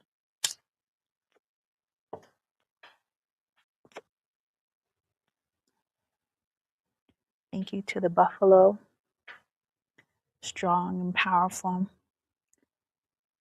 embodiment of the protecting masculine, and also the fierce nature of the feminine,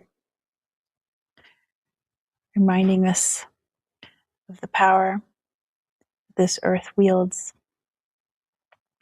and ultimately the greater power that is wielded above us.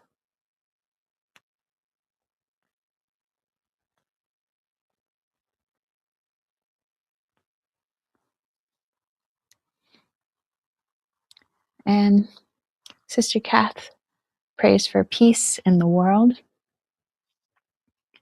May all those who lay their roots within the soil or walk upon the soil find peace. Peace in the mind, peace in their emotion, peace in their soul, and peace here on earth.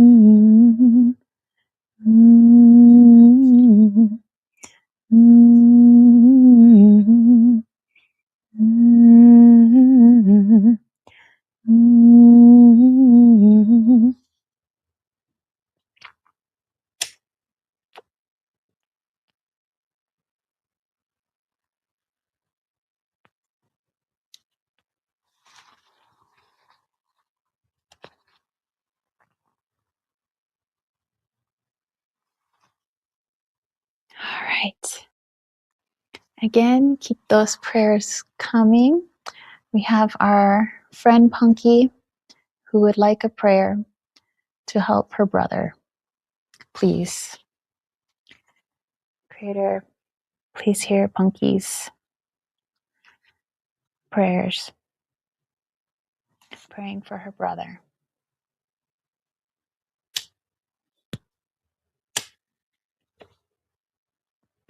May light, love, peace, joy, health surround his being.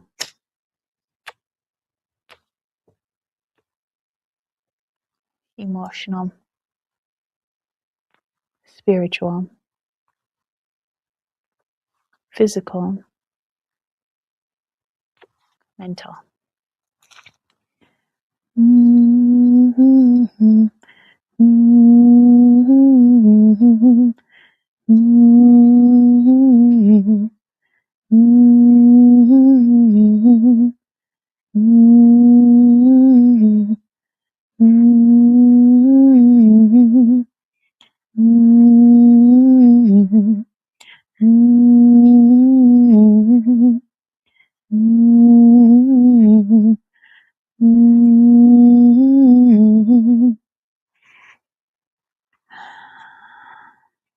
Creator, we ask this of you. We ask you to hear these prayers and everywhere that you are able to hear us. We know that you hear us not only in heaven, but you hear us through our animal kin, through the plants that lay their roots and stretch their leaves up high. You hear us through the rocks, through the water, through the wind, through the fire, through the sun, through the moon. You hear us in the stars. Continue to hear our prayers.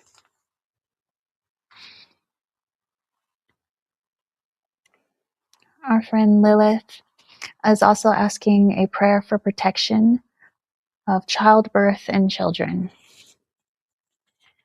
to bring more beautiful lives into this wonderful world that you have created.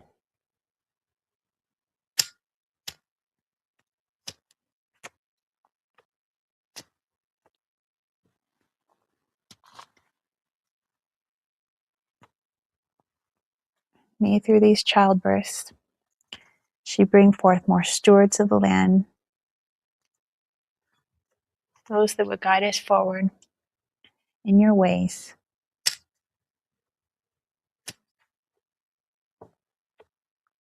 whose hearts beat with truth, balance, and your love.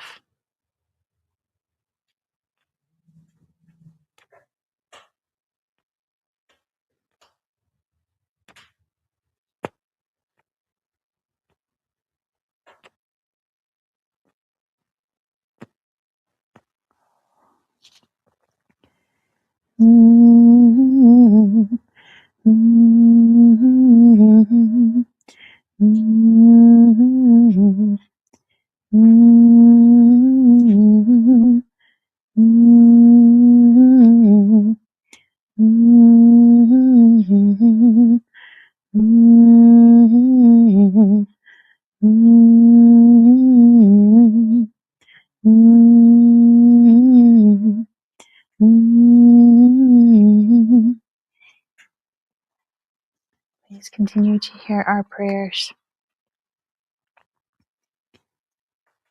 Reignite sweetgrass,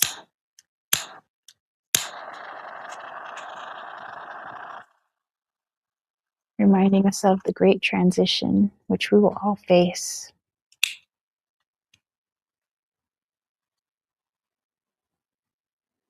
But in this transition, we walk for all eternity to the beautiful heaven and garden that awaits us.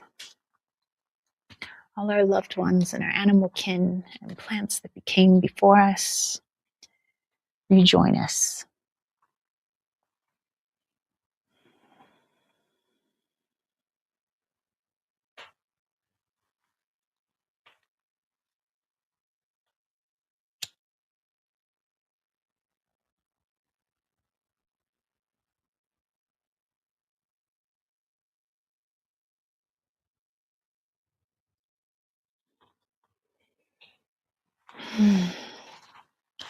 All right. Do we have any more prayers before we conclude our ceremony?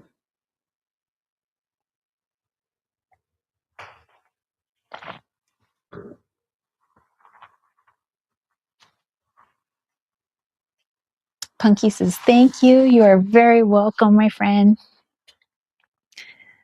Okay. At this, I will wrap up our tobacco. Thank you so much for aiding us in these prayers, reminding us that we are all connected, reminding us that we are forever connected to our Creator. All we need to do is call to Him, open our hearts to Him. Remember that we are His children, the four-legged, the two-legged, the insect, the mineral, the wind, the sun, the moon, the fire, the water, the stars in the sky. All a pew of this beautiful creation.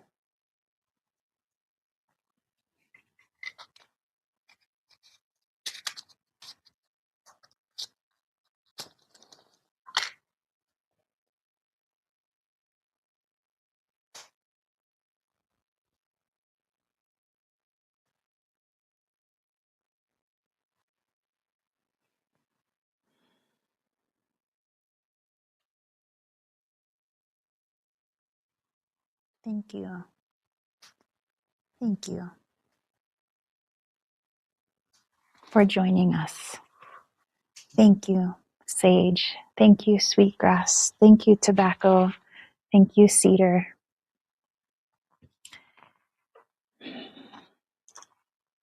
Thank you to those that fly and to those who walk.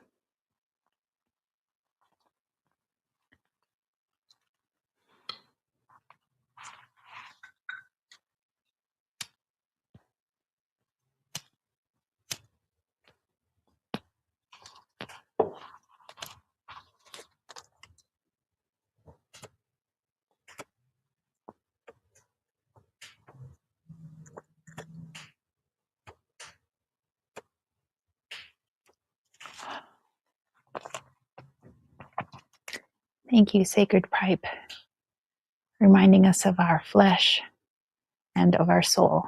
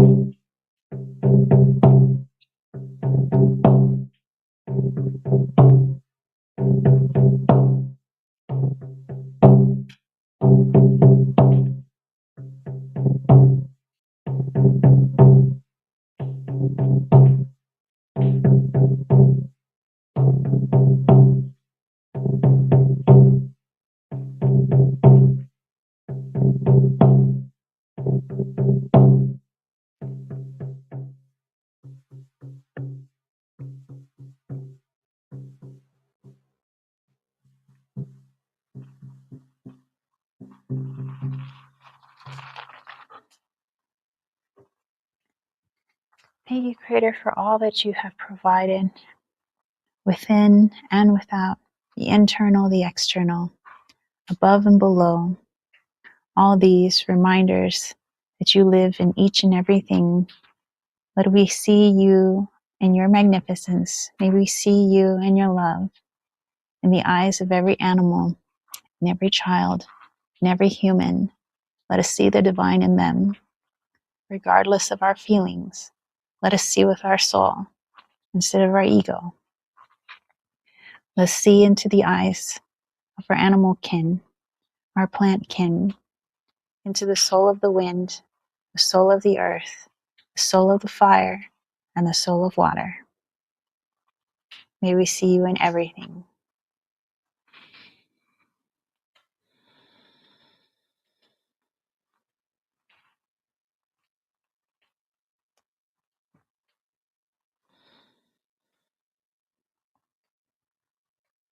May these prayers be heard by you today. Thank you for giving me the ability to hold ceremony. Thank you for bringing our friends here today to gather with us in this prayer, strengthening our prayers united.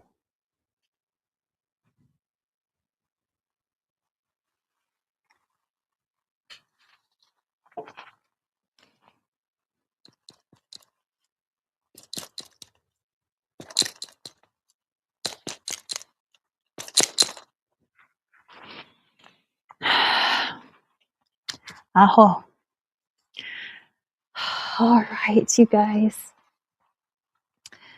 Siren says, late. Sorry. Hey, no worries.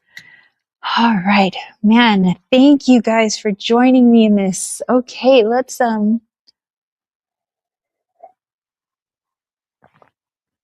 actually, I guess we could stay right here. Let me just adjust our little tripod real quick. Man, I mean, it's one thing to pray on my own. It's another thing to do it amongst friends and coming together wherever we are all around the world. I find this it's just so much more powerful.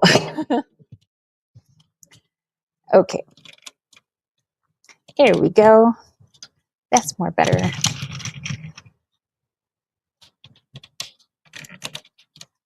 Okay. Let's go back, look at your comments. Lo says, Siren says, I really need to be better about remembering. Oh, no worries. That's why we have a replay. And of course, I'll see you guys next Sunday as well. Costalini said, very cool experience. Very kind of you to share. Thank you. Thank you for joining in on this with me. I mean, I was just happy I could share it with you guys. I'm very grateful that I could do that. All right. So for this part of the live chat, we've come to the Q&A section. So if you guys would like to submit some questions, again, it could be questions about anything. It's the super sticker and super chat section. So it could be questions about gardening. It could be questions about something spiritual. It could be questions about something physical. It could be, I don't know, questions about doggos or kitties, maybe. But yeah, so go ahead and submit those now. And then once we are finished with those, we'll go ahead and go into our meditation. I am really feeling like busting out the flute again. I've really enjoyed playing the flute for you guys. But like right now, I'm just like so so filled with such beautiful energy. I know it's all of you guys that I'm feeling, as well as just the energy of all of those prayers, and just wow, thank you.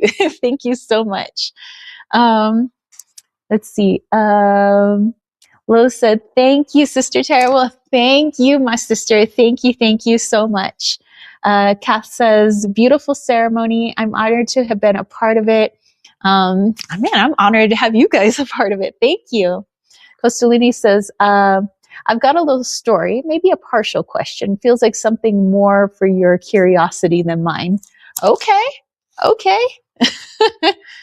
um, okay, so Lilith says, how can I aid in bringing peace to my aunts and my grandma besides what we just did? Okay, we could look into that. Costalini says, okay, over a decade ago, a native man gave my mom, a flight attendant, a poem on a plane. I think the plane was going to California.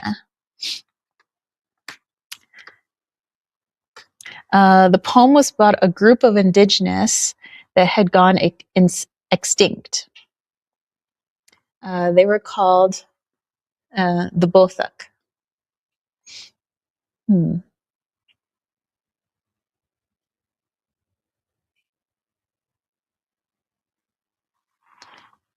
And Costalini says northeastern US, southeast Canada. So she starts looking into them. Mm-hmm. Interesting. And someone told her the government had put their DNA in a lab underground. Interesting. The plot thickens. Some kind of cure. And there's something in their blood, some kind of cure. And Heather would like to let everybody know it is 444. Lilith is like, get your tin hats, guys.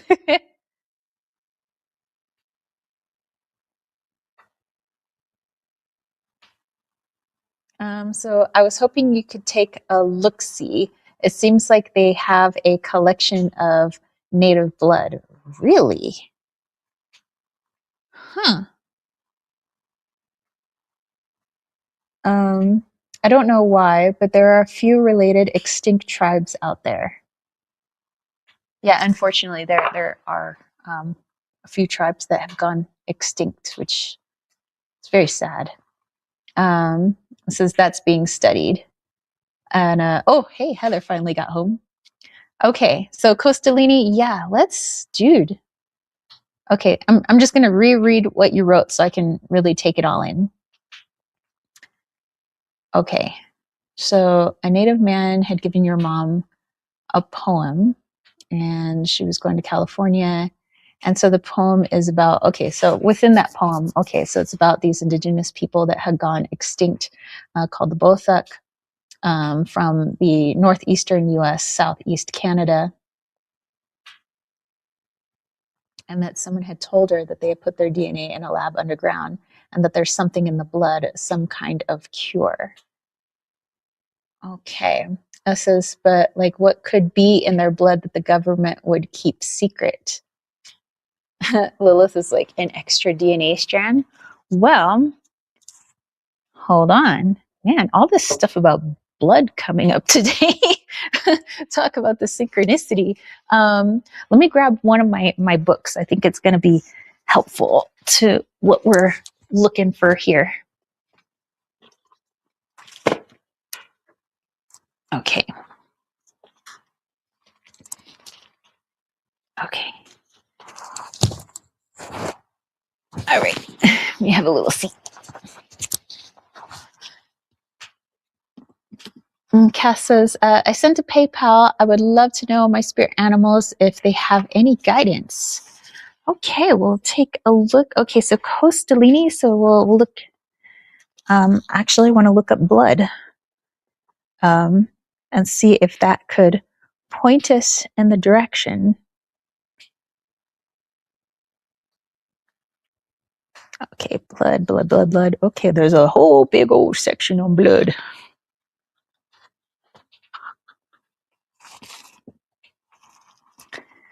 Okay, so blood. Let's see if anything in the general section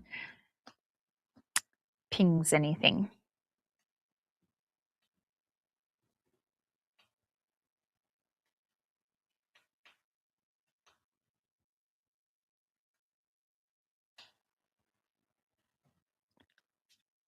Oh. Okay, let me read what it says. Oh, by the way, if people are wondering what the heck I'm reading, it's the Complete Dictionary of Ailments and Diseases by Jacques Martel. Okay.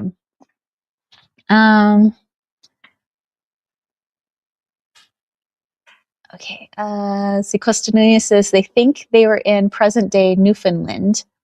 And Heather says, it makes me think of people who expose themselves to poison internally to build immunity, like snake venom.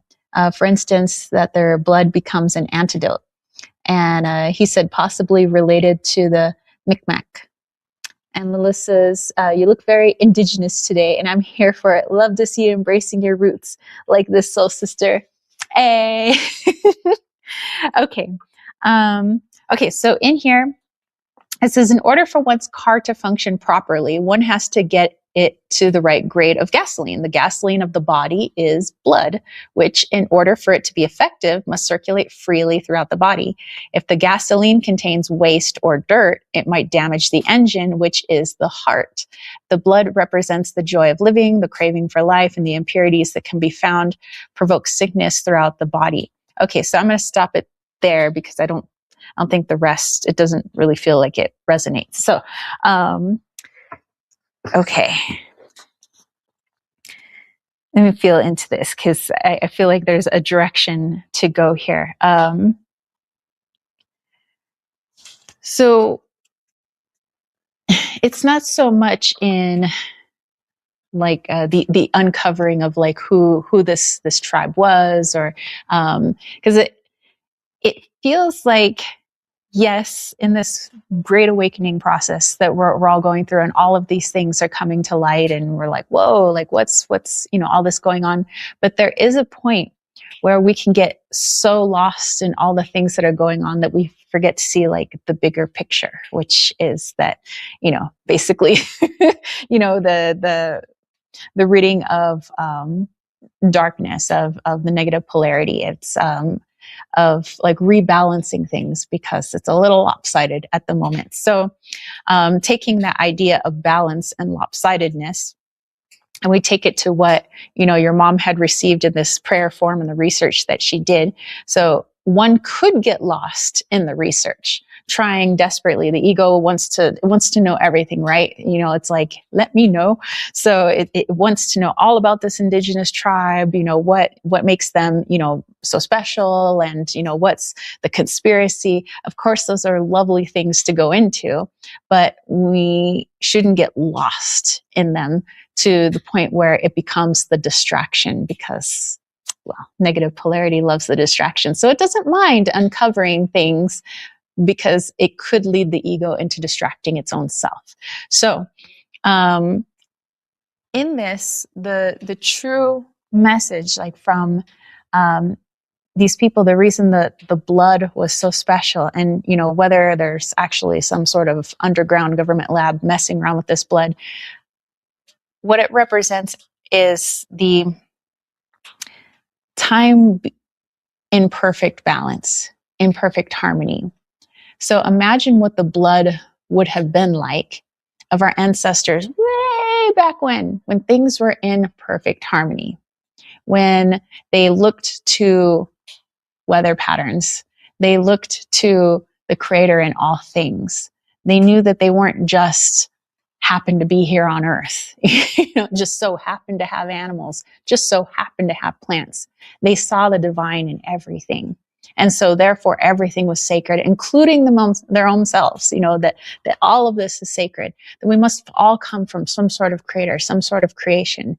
And so everything was done with honor, with respect. Yes, they had to eat, but it wasn't just, I'm just going to like take out this deer, because I'm the master of this deer, and this deer means nothing to me. It was, this deer is my brother, and he is going to shed his blood for me. And for that, I am so grateful. I'm thankful. And so it was this, building of community with the animal kingdom, with the plant kingdom, with the mineral kingdom, everything in perfect balance.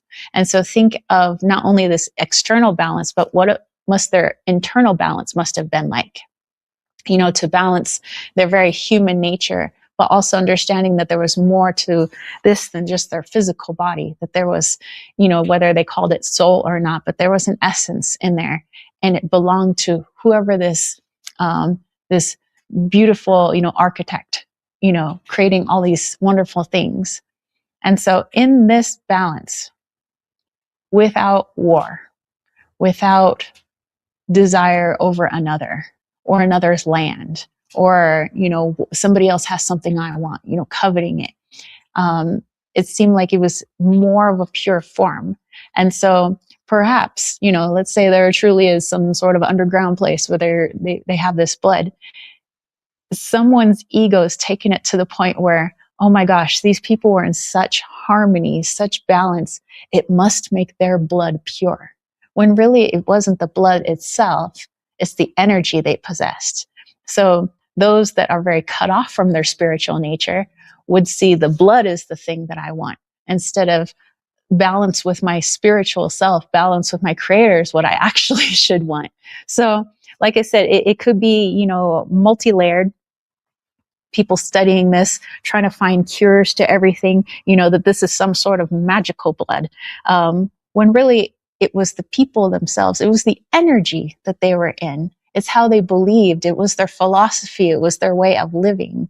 And so this coming up for you right now could be a reminder that, it's to find balance in my life. Yes, I could do some external things. I could, change up my workout routine, or like the things that I eat, or, all of these things.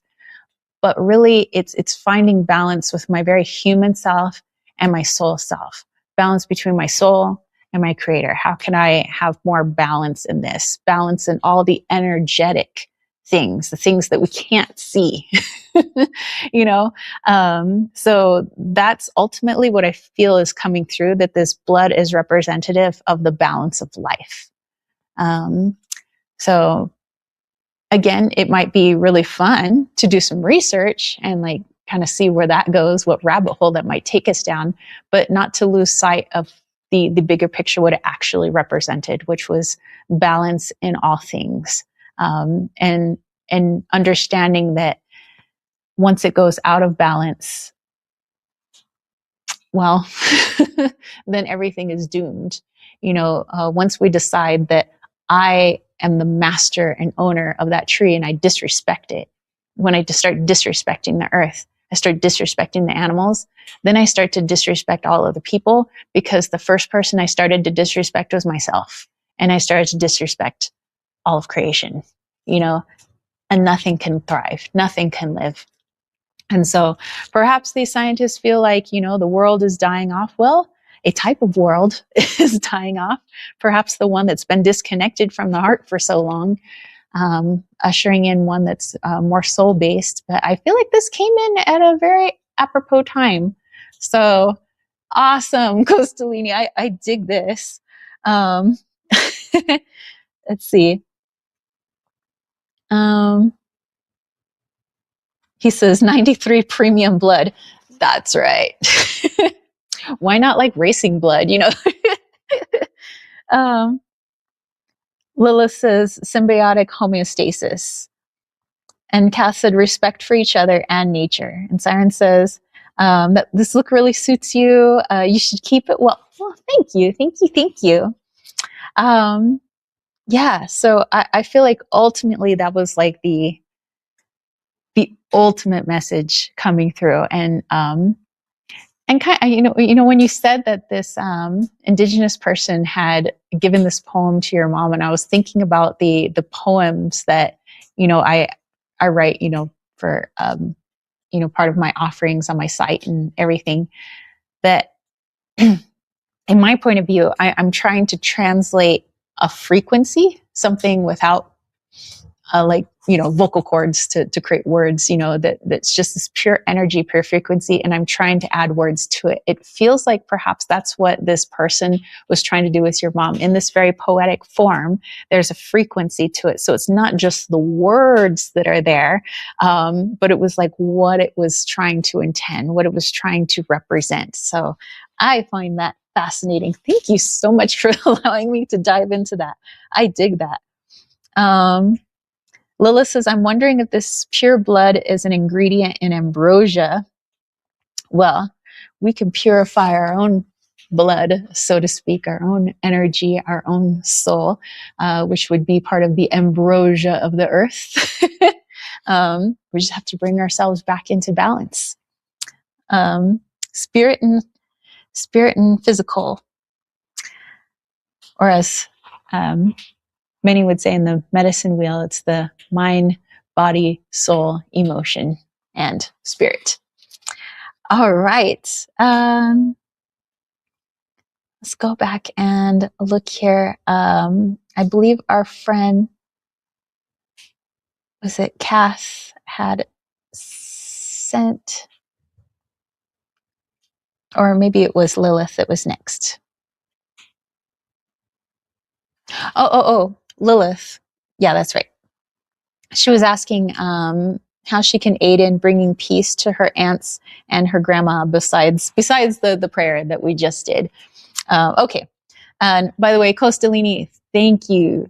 Thank you so much for letting me dive into that, because that, like, talk about synchronicity central is literally what we were just talking about in church. Like, a few of the things that we were talking about today, they like literally happened earlier today. I was like, Florida, talking about sacrifice, talking about blood. I'm like,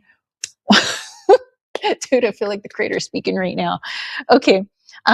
So yeah, okay. So for your aunts and your grandma, so besides what you had just done, so what I'm gonna do, Lilith, is I know that like where you feel a lot of things is with the back. I mean, I'm sure you feel it in other parts of the body, but I actually want to take a look at the back. Oh, okay.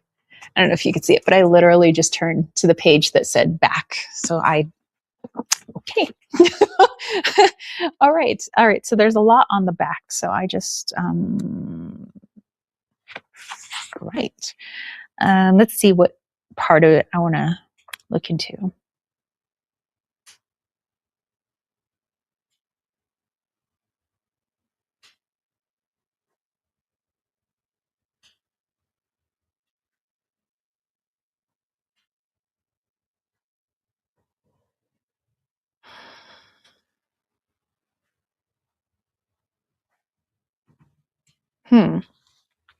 Okay, there's one thing I want to mention here. I'm trying to like earmark it in my brain. um, mm-hmm. Oh, and quickly, Lilith, which part of the back? Is it like the cervical, the dorsal, the lumbar, the sacral? Like where would you say you feel it most? I mean, you probably feel it throughout the whole back, but where do you feel it most in your back? Where do you feel people's energy? Costalini says, such a wholesome interpretation. I kind of thought you would find they had your blood in a lab somewhere and you could start selling it. Dude, you want some of this? It's my blood. Heather says, love when that happens. Siren says, still here, just playing my game, listening. Hey, no worries. Okay, so Lilith says she'd say it's the sacral, like the lower back. Okay. So I'm mentally keeping this part because I want to put them all together. So I don't want to read this part first and then like leave you hanging. So I want to put it all together, but let me, okay. So sacral. No, not the cervical. No, not the dorsal. No wonder this chapter's so huge. There's a lot of vertebrae. We have a lot of vertebrae. Anyway, okay. No, not the lumbar. Not the lumberjack.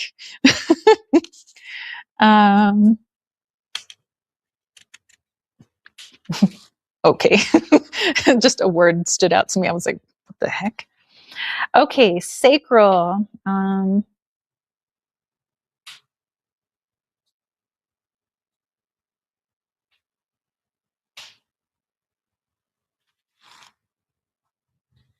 Oh.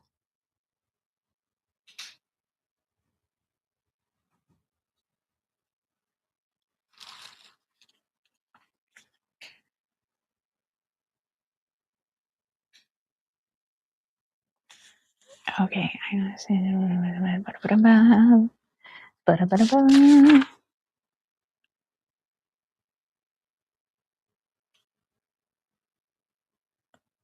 Okay. Okay. Okay. Put these three pieces together. Let me just coordinate it in my brain. Okay. So, for the first part, where it says the back represents the support of life, it is a place that protects me from a person or situation. I could turn my back if the need arises. If my burden is too heavy, if I feel I lack support or feel I don't feel enough support, my back will react accordingly and in certain pains. So the first part is in obviously this is family, and family doesn't necessarily mean it's our DNA family. Family is who we've brought into our life as family. So some of the things that you feel in your back could also be what they feel too. Your grandmother and her daughters, feeling a lack of support. Also, there are some people that push away support. There was a meme I saw. I think it was a Calvin and Hobbes meme where Calvin's like, he's walking around telling everybody, he's like, get out of my life. I don't need you. Stay away. Just back off. And then the next, slide, you see him and he's really disgruntled because he's like, why didn't anybody like clearly hear my desperate need for a hug?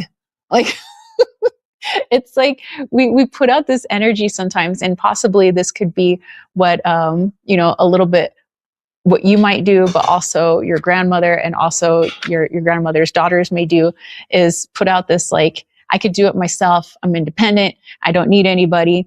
And when people offer help, I push it away. But secretly inside, like, I kind of wish I would take that help. But and when I tell people no, I don't need help, and then they stop asking, then I start to feel a little dejected.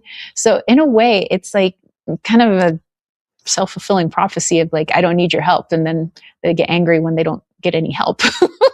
But it feels a little bit like they feel unsupported in a way. So it could be feeling unsupported by the people that they love most, and in the way they want supported. Some people just like, oh, like, do you need a hug? But not everybody's a hugger. And so then they feel like dejected, like you didn't understand what I actually needed. Sometimes I just want people to listen to me. I don't need a hug. Like, I don't need advice. I just need a listening ear. So everybody looks for support in different ways. It doesn't always look the same. And so with your grandmother and her daughters, and possibly you too, at certain times, you may not always feel supported in the way that you wish to be supported. Some people try to support others in the way they want to be supported, but that's not necessarily how the other person wants to be supported.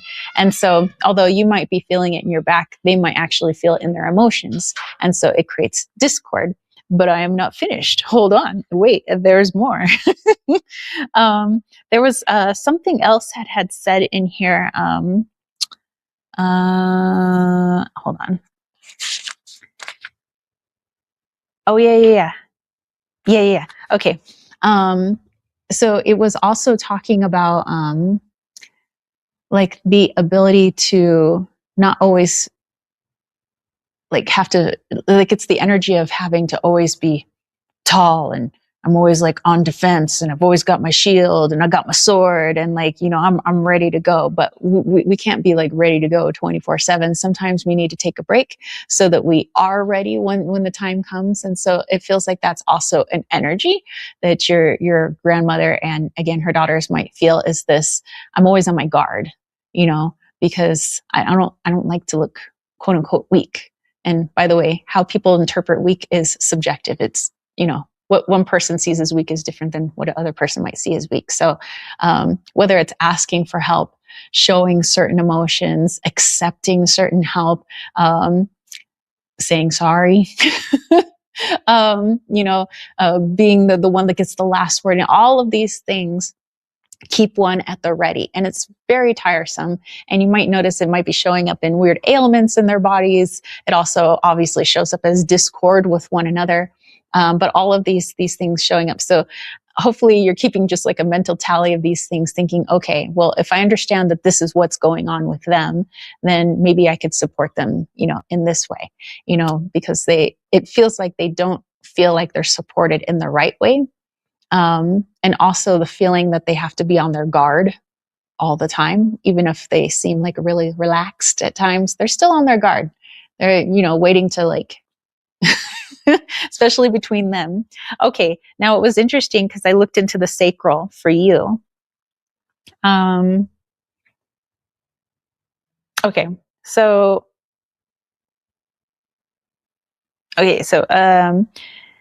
if I'm able to manage things well, if I take the time to rest and do things I like, it says, and things start working out properly, like that's fantastic. However, if I start to feel guilt because things are working out so well for me, or because I have the time to rest, or because I seem to be managing everything well when other people don't seem to manage it well, like hence grandma and her daughters, that guilt might turn into feelings of, I must be lazy, or I'm not, doing my duties, and I start judging myself.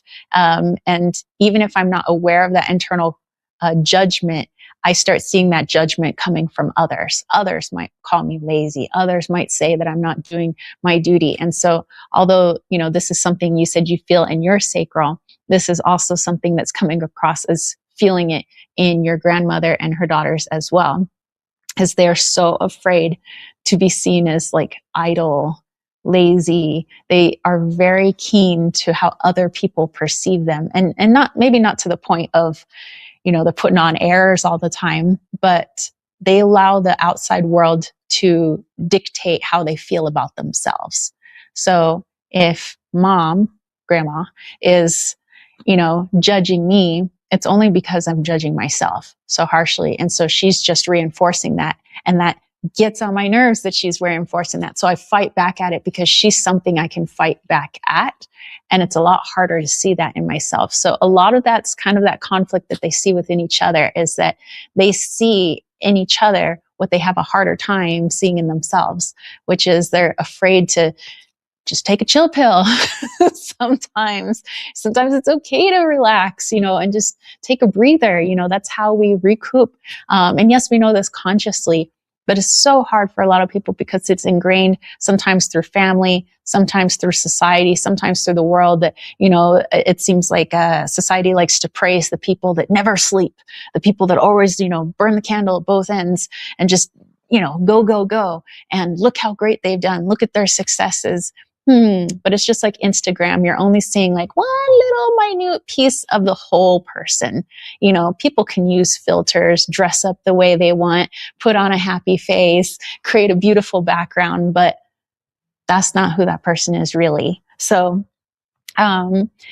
this is just, taking into all of that into account. Maybe now you can kind of see like the best way to approach them, or at least understand what's going on between them. And if you want to bring this to their attention, you can. I'm not sure if that would actually help, but maybe more, well, you know them better, about how you think they might want to be supported, not how you think they should be supported, but how they actually want to be supported. And you can actually ask them about it.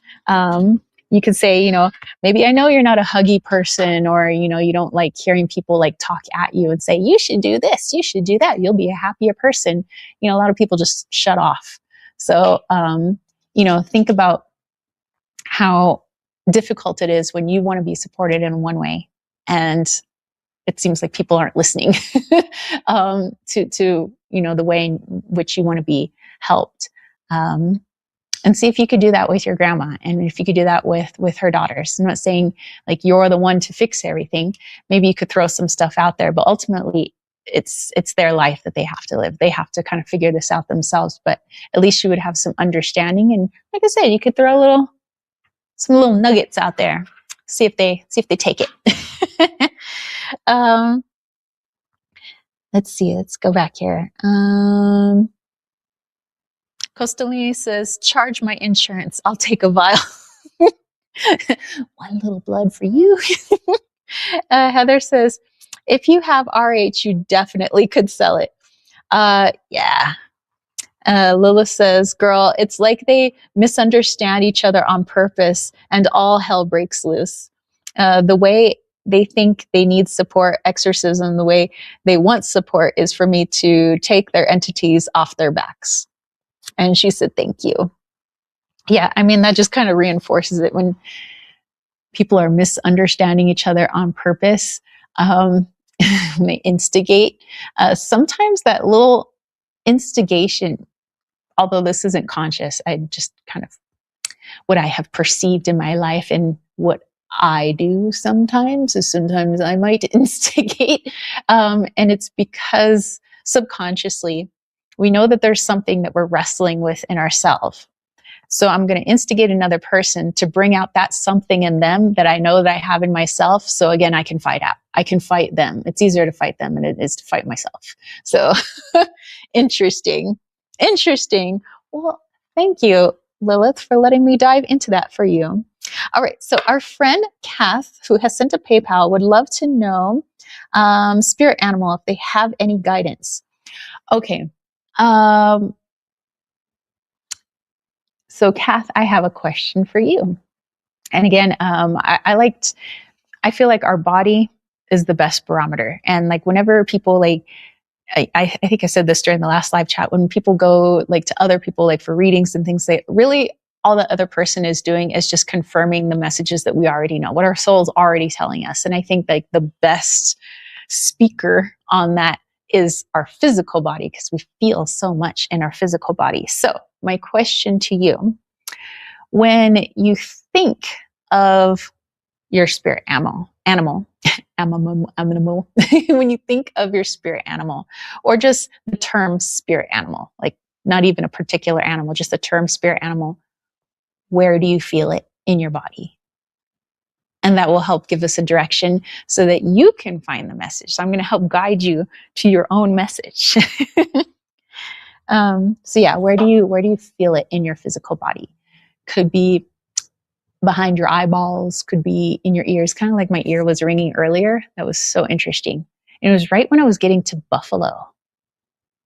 Interesting. Have a little chat with buffalo. I also misspoke earlier when I said, oh, this is a buffalo tooth, when it was actually a horse tooth.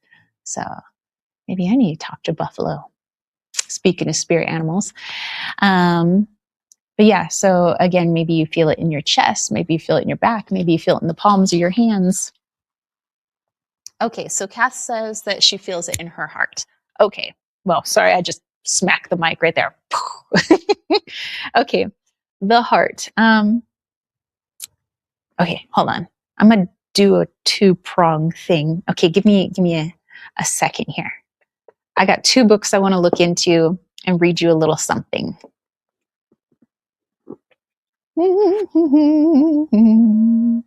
Aha. The heart.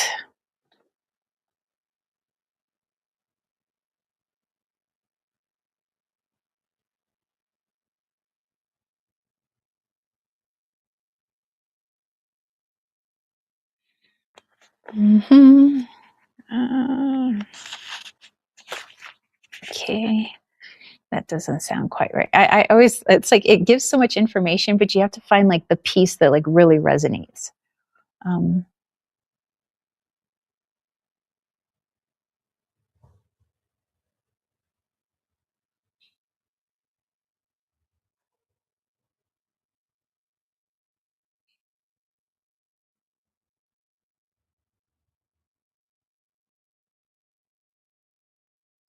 Okay, this part resonates. Okay, and then I have a second book that I said I'm going to pull out for you.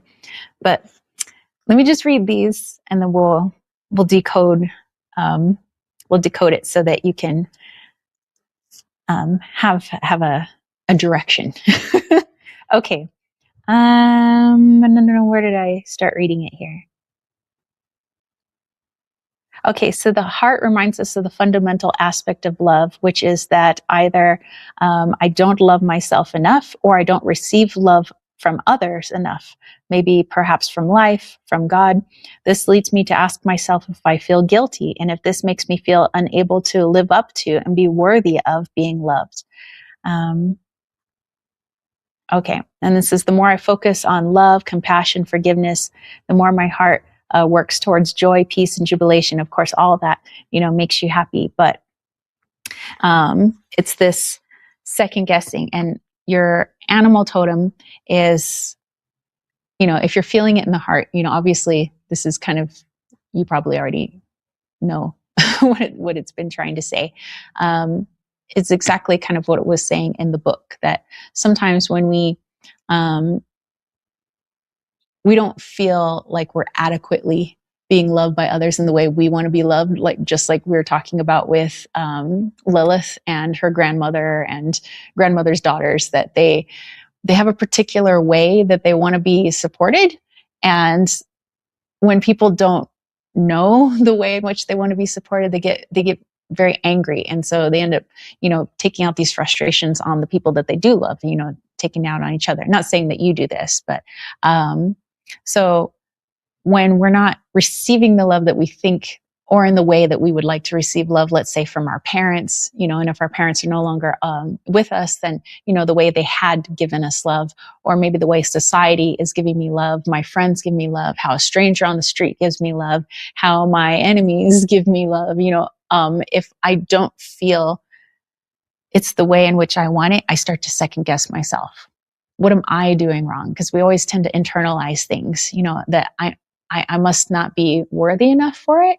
And although that might not be a conscious thought, it starts happening in our actions, the people that we start hanging out with, how we speak about ourselves, just internally, how we speak about ourselves externally to other people, how you talk about yourself, how you talk about your ambitions in life. They start to reflect this undercurrent of, I must not be worthy enough, or I must be unlovable, or I must have done something wrong, or, if I don't walk on eggshells, then this makes people upset, that it starts to be, what have I done? And that stems back for a lot of us, all the way back to childhood. Because what do children always want to do? They want to appease mom and dad. And when they don't, they think that obviously it's something me. I did something wrong. And so then we take that into adulthood, where the boss isn't happy with me. My friends aren't happy with me. My uncle's not happy with me. Therefore, it must be because I did something wrong.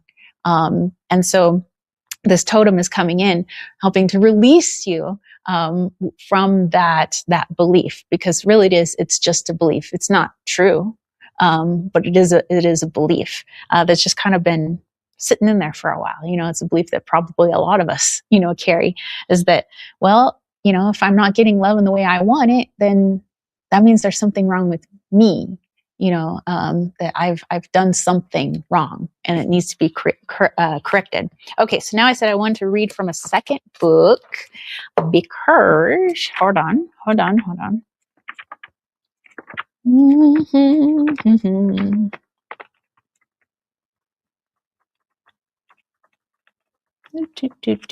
A, B, C, D, E, F, G.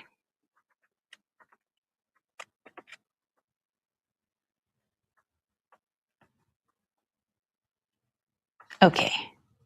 Yes, you are what I'm looking for. Heart. Okay. Okay.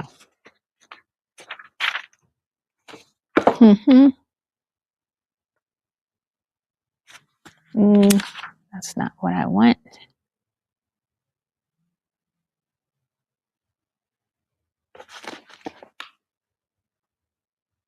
Okay. Okay, Kath. Are you ready for this? Okay. So this is just a little imagery that you could do. And if you want to just note the timestamp on our live chat right now, that way you can come back and replay this. But this is a little imagery meditation that you don't have to necessarily do it right now. I'm just gonna read it to you, and you do it on your own time. Okay. But this is something that you can do visually in connection to that totem. Okay. See yourself inside your bloodstream. with a tiny scalpel, again with the blood, right? You are carefully removing the belief that you are unlovable, unworthy, or that there is something inherently wrong with you when you feel unloved by others, or unloved in the way you wish, or that you feel that the world around you is unloving. This belief, it has attached itself into the inside of your blood vessels. So we're going to just scrape that out. Keep doing this as you swim upstream toward your heart. Once you get there, see yourself easily swimming through the 4 chambers of your heart and out into the coronary arteries. And isn't it interesting that we have 4 chambers? As so many Native cultures talk about the 4 seasons, 4 stages of growth, 4 pillars of the earth, all 4-legged friends, stability. Shine a blue healing light on the artery walls. See the walls relax and rejuvenate. Let go of all troubling emotions which are at the root of the heart problems. Again, those are those beliefs. Picture something troubling to your heart, such as anger or grief or feelings of being unlovable or unworthy. Throw it over your left shoulder and let it go. It says that you might want to try this practice of imagery 3 times a day, morning, afternoon, and evening. Each session should last roughly 10 minutes. And it says if you can do this for about 21 days, 21 seems to be the magic number that we build our habits. It says then afterwards you can discontinue the imagery for 1 week and keep going back to it as needed. But that way you kind of build it into a habit and it becomes your new belief that I can cut out these unwanted ways of thinking anytime I want. And I may not have even known that they were there. So thank you to your animal totem helping to kind of guide you on that healing journey. So an imagery that you could do for yourself. So thank you for allowing me to dive into that for you. So yes, definitely looking into the beliefs that we have stored within our heart, which is why you are feeling that totem within your heart, because that's exactly where it's working right now. Just letting those go so that you can have a just feeling overall more loved internally so that the external world starts to reflect that as well. What a wonderful totem you have. It says, thank you. Interesting with the 4s. I'm a life path 4. Also, I'm 44. Well, hey, high five, because I'm 44 and my favorite number is 4. 4 has followed me my whole life. So, dude, synchronicity. That's awesome. I love it. All right. Okay, so after, let's see. So we had Kostalini, we had Lilith, we had Kath. Was there anybody before our friend Punky?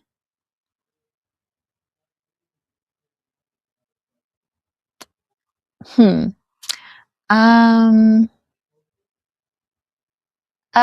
on. Let me have a look ski here.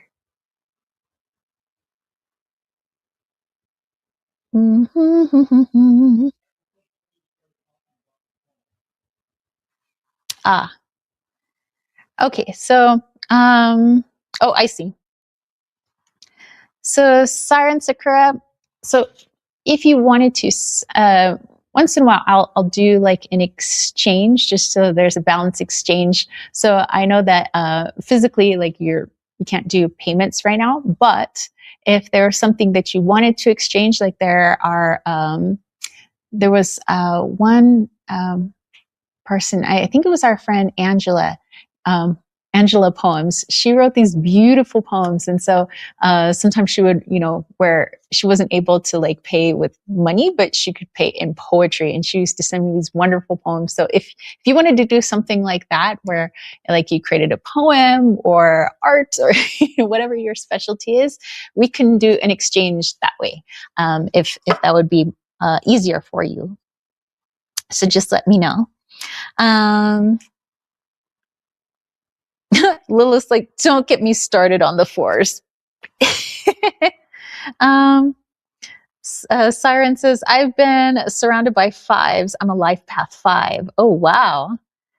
Um, and Heather says, so funny. So many synchronicities. Well, I mean, cool.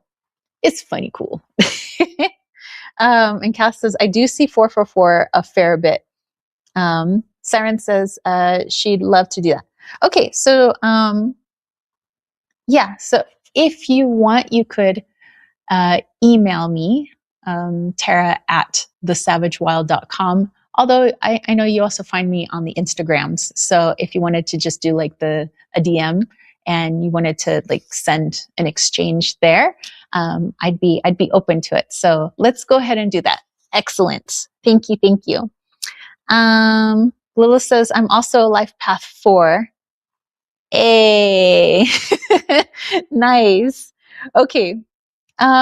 So yeah, if you could please post a Siren's question and then we'll get to our friend Punky and oh, Heather. Wow. Thank you. Thank you. So Heather has donated for Siren and that is so sweet. Thank you. You guys are such an awesome community. Okay. Okay.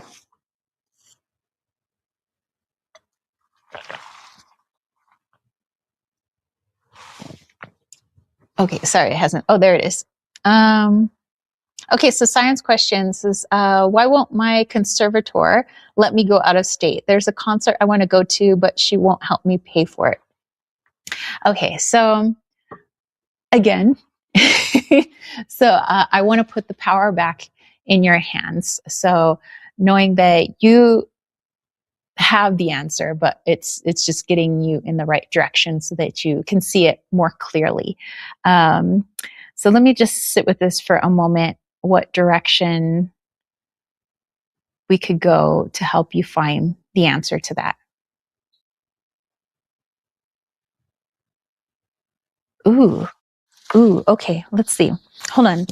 It might be in this book. I'm not sure. Hold on. Something just came to mind. I think it's really going to be helpful.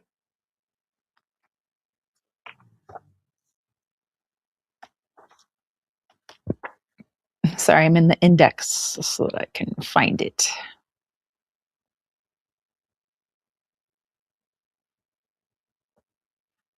Okay. Oh, and if everybody wants to know what book I'm looking at Rodale's Illustrated Encyclopedia of Herbs. Yes, our herbal allies that we are one with can help guide us in the right direction. Oh. Oh.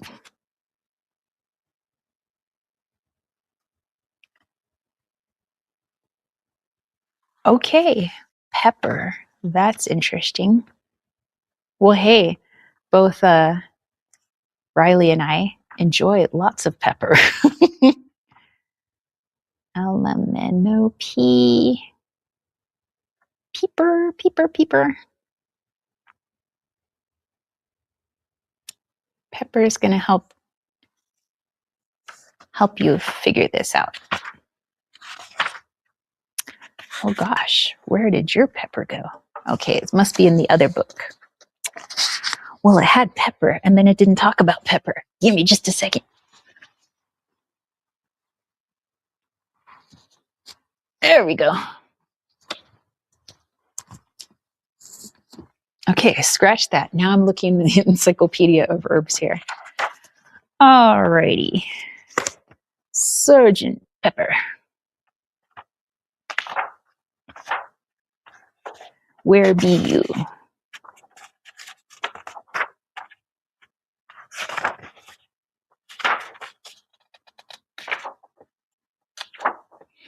Mm-hmm. Pepper. There you are, 258. Okay. I'll tell you why I'm looking for pepper in just a second.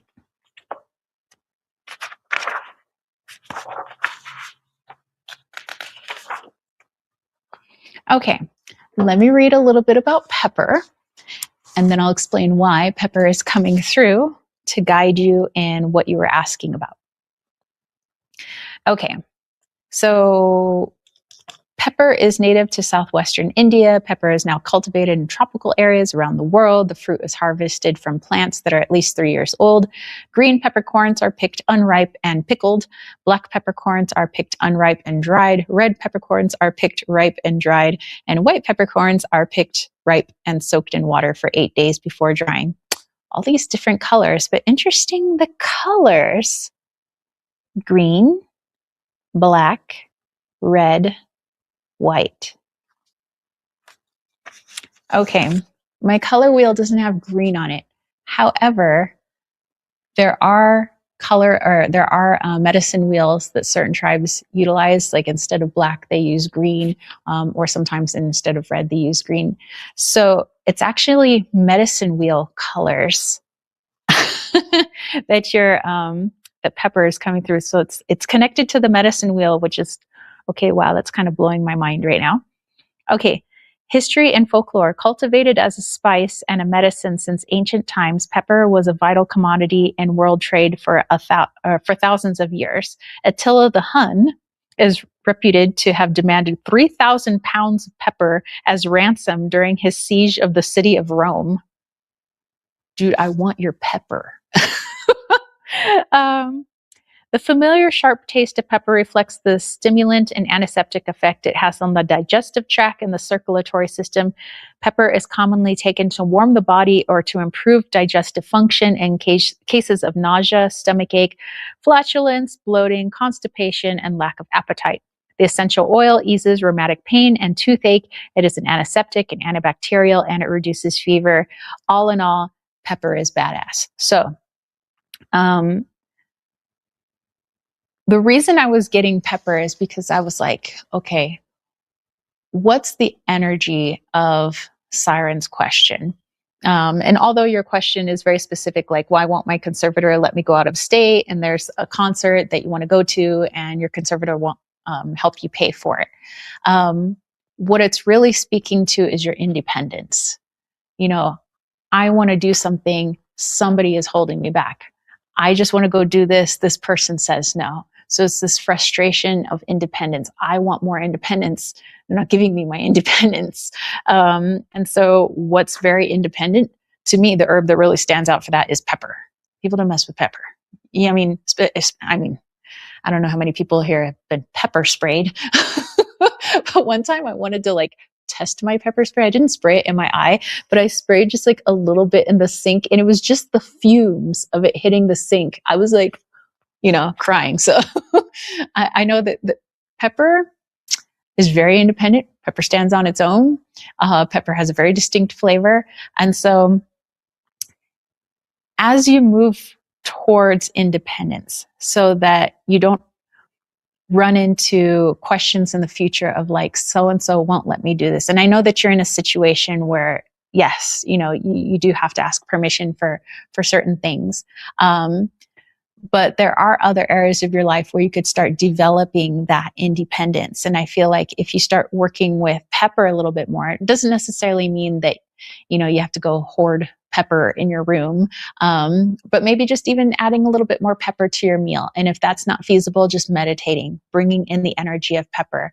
Where could I stand more on my own, more in independence? The reason being, the reason I feel that is usually let's say I'm caring for somebody, a friend, a family member, and I see that they have trouble being independent on their own. I'm less likely to allow them to go do things on their own because I fear that they might hurt themselves. They might get into a situation where they don't know what to do moving forward. And I don't want them to get hurt, And so I don't feel like your conservator is a bad person or anything, but I think that these are the fears that they might have for you, that if I pay this for her, or if I allow her to go out of state, she might, get lost. Something bad might happen. She might, but in order to quell those fears, we have to show more independence, more that I can do this on my own. You can trust me when I go out of state, and not trust that you're a deceptive person, but trust that I am going to be fine my physical being is going to be fine. Emotionally, I'm going to be fine. Mentally, I'm going to be fine. So spiritually, I'm going to be fine. And so I believe that working with pepper, again, in meditation, you can physically bring it into your food, but have it teach you, have it guide you. How could I show more independence, even in the little ways? And this will aid in the future when I start asking, to do things that I want to do. I should be able to gain more independence in that way, because now I've shown through action that I'm going to be just fine. If you let me go out of state, I'm going to be okay. If I go to this concert, I'll be okay, because I've proven through the actions, albeit little, but little things add up to big things. So definitely tapping into pepper and working with pepper. Allow it to guide you in that independence. Siren says, I understand. Okay, so I might miss the AFI concert, but I might see them some other time, because no way I can convince her by the 1st. Yeah, it may not be, next week. Oh, wow, next week is the 1st. That's cray-cray. But yeah, in the future. So, little things here and there. And I'll let pepper guide you, because remember, pepper is also you. We're all one, right? And where do we all come from? The Creator. So, yeah, I think you're going to be just fine. And I know that you are an independent person, because obviously you wouldn't be asking to do these things if you didn't want to be independent. It's just putting that out there more in your energy field, showing that a little bit more, and then others will be able to see it too. So thank you, Siren, for allowing me to dive into that for you. You are very welcome. Thank you, my friend. All righty. Okay, so I believe we had one more friend. And again, thank you, Heather, so much for donating to Siren. That was very, very kind of you. Okay, so Punky, let me know what kind of question you have. And remember, it could be all kinds of questions under the sun. It could be, how do I grow sage? It could be, what happens when the tomato worm starts attacking my tomatoes? Or what do I do with the barking dogs of my next door neighbors? That's a question I have. Okay, so let me have a little bit more of this came out really good. The longer the strawberries sat in here, the better. I think that maybe in the future, which I still have wine and I still have tea, is I could let this infuse at the refrigerator so it stays nice and cold, and really get like a cold extraction from the strawberries, because it's so fresh. I love it so much.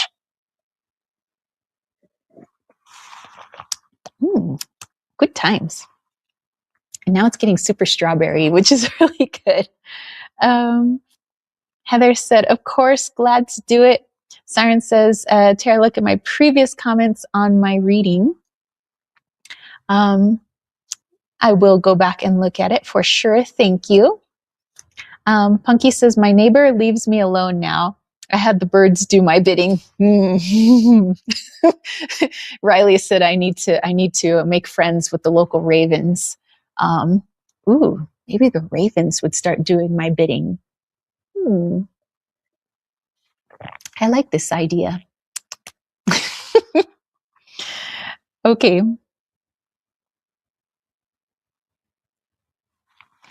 Heather says, that sounds funny.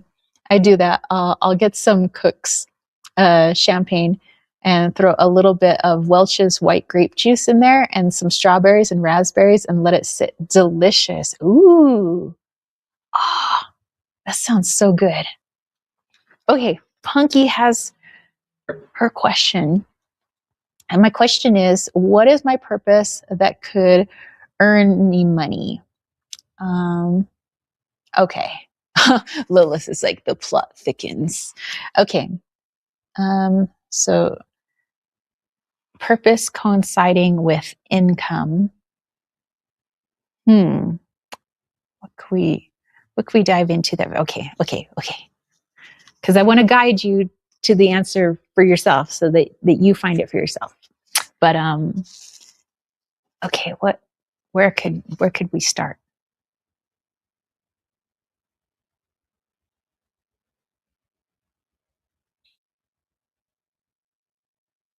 Oh, I love that herb indeed. And I think somebody was talking about it earlier. Um, okay, okay. Hold on. Let me find it first. Let me make sure it's in here. It better be in here. It better be. Okay. Hmm.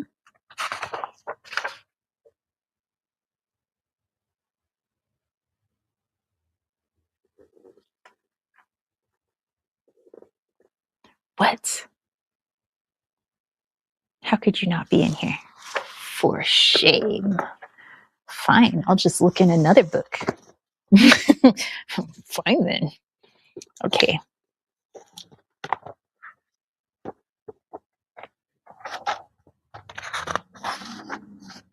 Um,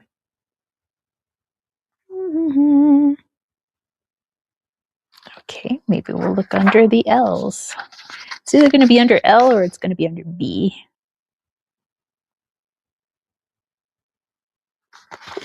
Okay.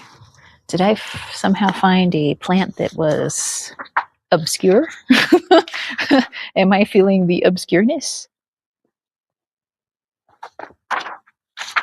Okay, now I'm looking in the folk medicine.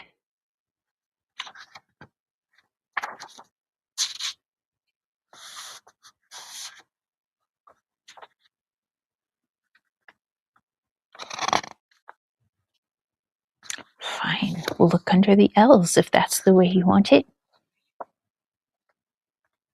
Oh, it moved right to the L's. I like when that happens.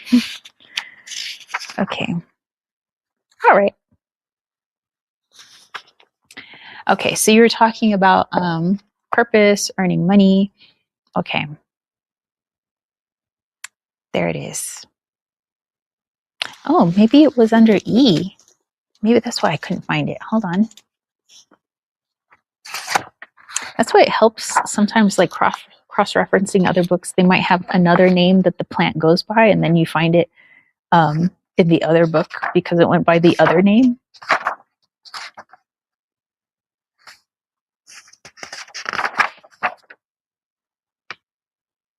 Egyptian. Are you in here?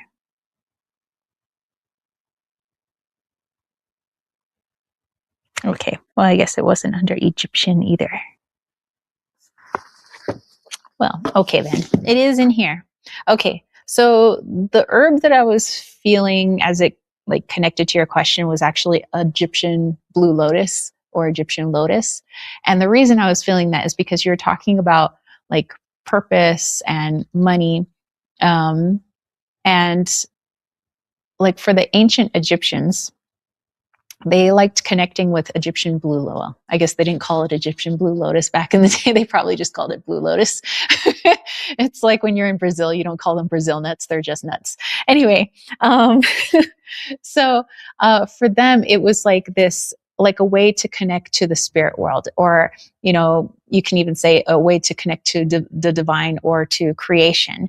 And so when someone is trying to find their purpose, what they're really asking is like, I'm asking for clarity from, you know, the creator, the one who made me, the one who put me here on earth. Like, why? I need some clarity here, bro. So, Egyptian blue lotus, it's something that you don't necessarily, like I said, you don't have to have it tangibly. I mean, if you got a local herb dealer, you want to hit them up, you know, for a little ounce of blue lotus, you could do that. Or you could just sit with it in meditation and bring in that energy. But really what you're asking, blue lotus, is like, okay, I see that your purpose here on earth, blue lotus, is to help connect people to the divine, to help connect people to the creator, soul to soul, you know? So I'm asking you, blue lotus, to help me in that endeavor, so I can understand purpose. So yeah, in this book, it says that blue lotus was revered in the East as mystical symbol of life and spirituality. It was the center of the universe. It was almost considered like the god plant. Like, it's a very important plant. Now people just like throw it into teas because it's got a pretty color, but it has a very deep significance to it, and a very ancient symbolism. It says the Egyptians considered the plant to be sacred, and it was used in offering almost as a type of sacrifice to connect to the creator. And what were we just doing earlier? But we were doing the sacred pipe ceremony, which was like the sacrifice of sage, of the plant material and the animal material that made the pipe itself, the tobacco, all of it a sacrifice in, connection to this creation. So as you work in that connection, I believe that the path forward, in terms of money, then there's less of this fear of like, well, what if I want to become an artist? And, they always say artists are starving. What if the creator tells me to go be an artist? And then I'm afraid like I'm not going to make enough money. I'm not going to make a living. When actually, if the creator is guiding you to something, do you really think that same all loving, all like wonderful, powerful being is going to say, yeah, I guided you to your purpose only because I wanted to see you fall flat on your face? That's not how he works. So I do feel as you connect more to this lotus plant, which it's not really the Egyptian lotus itself. It's really just building a stronger connection to the creator so that you have that clarity. And in fact, that was one of my prayers earlier. I was like, give me some more clarity. I need some more clarity. Help me to connect further so that my clarity is better. So for you, help you to connect more so that you can have more clarity. And when you have more clarity, then there's less of the wondering like, am I going to make enough money? Is there going to be any money in this? We won't have that fear anymore because we just know what we have to do. It's like when you see a child fall into the pool and they can't swim, we don't like wonder like, oh, well, if I jump in, is somebody going to get mad at me? Do you think the parent, no, we just know what we have to do. I have to go in and I have to go save that kid. It's that same feeling. I just know what I have to do. But in order to get to that place, there has to be that stronger connection to the creator. And it's there. It's just sometimes we have to make way for it. But I believe that working with this Egyptian lotus will help with that. So you could, again, bring it into meditation. If you already have it in your home, make a tea out of it. You can make a potpourri out of it. However, whatever you do that's, intrinsically you, that makes you like, not everybody wants to make potpourri. Not everybody wants to make tea. I understand that. But it's something that is more up your alley. Like, oh, well, I like to do this. And okay, I could see myself incorporating Blue Lotus, as I do this. And so I think that it will help you on your road to finding not only the purpose, but the money will just come with it. Not to say you'd be a bazillionaire, but also not to say you wouldn't be a bazillionaire. So the opportunities are endless, but I feel like, with more clarity comes more confidence and less worry about if the money will come. It will. So let's see, Lilith is like, not Tara going like, this book didn't support the knowledge I wanted, so I'll go look at another book. The synchronicities today. And Punky says E for Eeyore.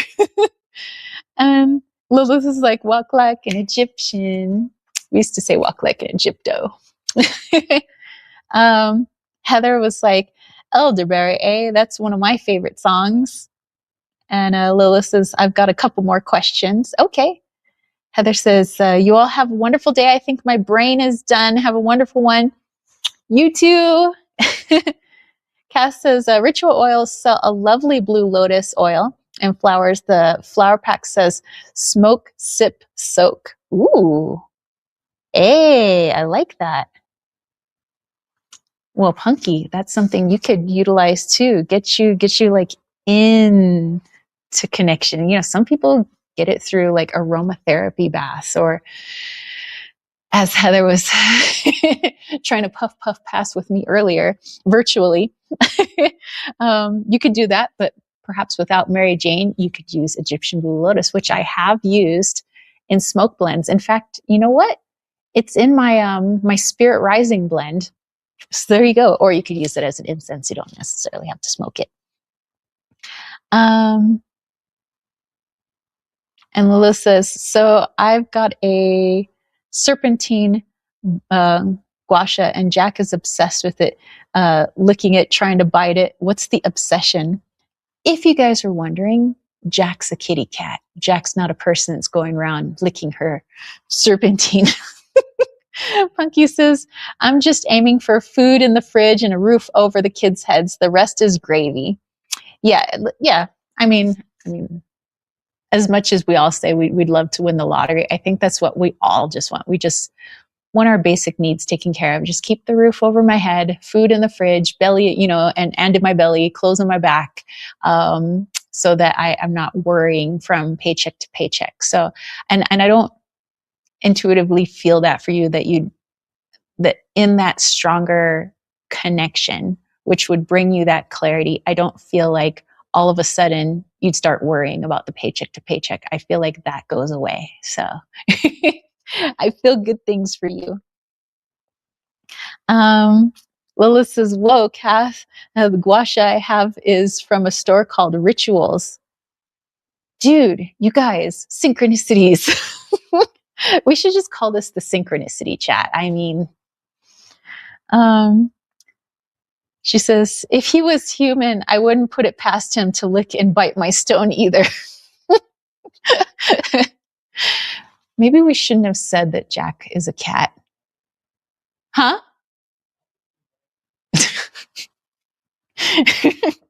Sometimes maybe Riley should have a microphone. But yeah, maybe we shouldn't have said that's Jack. You should let everybody believe that it's just some rando that lives with you that loves to lick and bite your stones. Like, yeah, the synchronicity stream. Yeah, that's what Lila said. For sure. Okay. Okay, so serpentine, and Jack is licking and biting it. Okay, what's serpentine connected to? Give me a second. Actually, all right, okay. It would take too long to get my serpentine out. Okay. Actually, I gave one of my serpentine away to what did he come here for? I think he was working on the solar. But anyway, he just so happened to be super into like rocks and minerals and all of that. And so I gifted him one of my serpentine stones. So, which also sometimes gets confused with seraphinite, which connected to the seraphim. Anyway, so serpentine, which kind of looks like if for those of you who don't know, it kind of looks like the flesh of a serpent, hence why they call it serpentine. It's a greenish color. It's got some cool designs in it. But serpentine, although it has its green color, we would say it's connected to the heart, but I would say it's more connected to healing. And yes, the heart chakra too, but more like overall healing.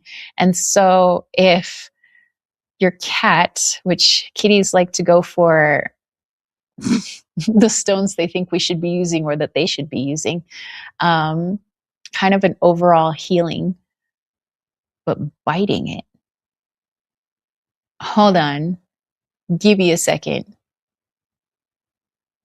I'm thinking about all the times Wally was like the things that he would bite, but what that actually meant in cat speak.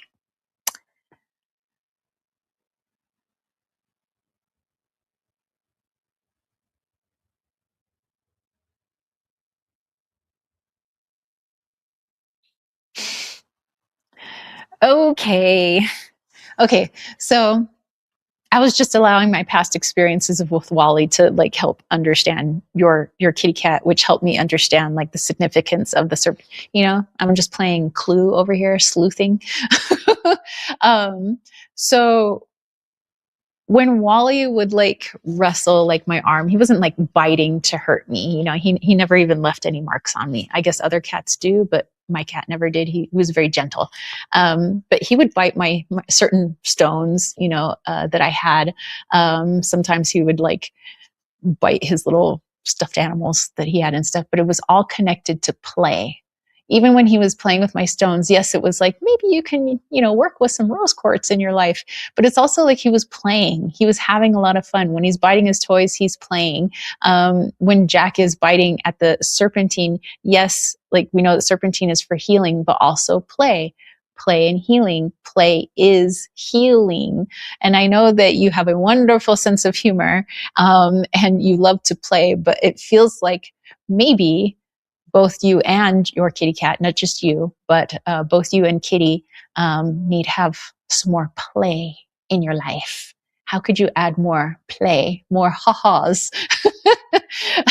Which I know that when we're talking, we have a lot of ha-has. It derails real fast, which is awesome. But yeah, not too far from trampolines and yonis, and I know you have a trampoline. So having just on a daily basis, making sure there's enough healing play for you, but also enough healing play for Jack. So maybe you want to play with him in his kitty ways, but yeah, start like, yeah, I don't know. I just keep getting from him more healing, fun healing play. Let's play. Let me look here. Make a little bit of room.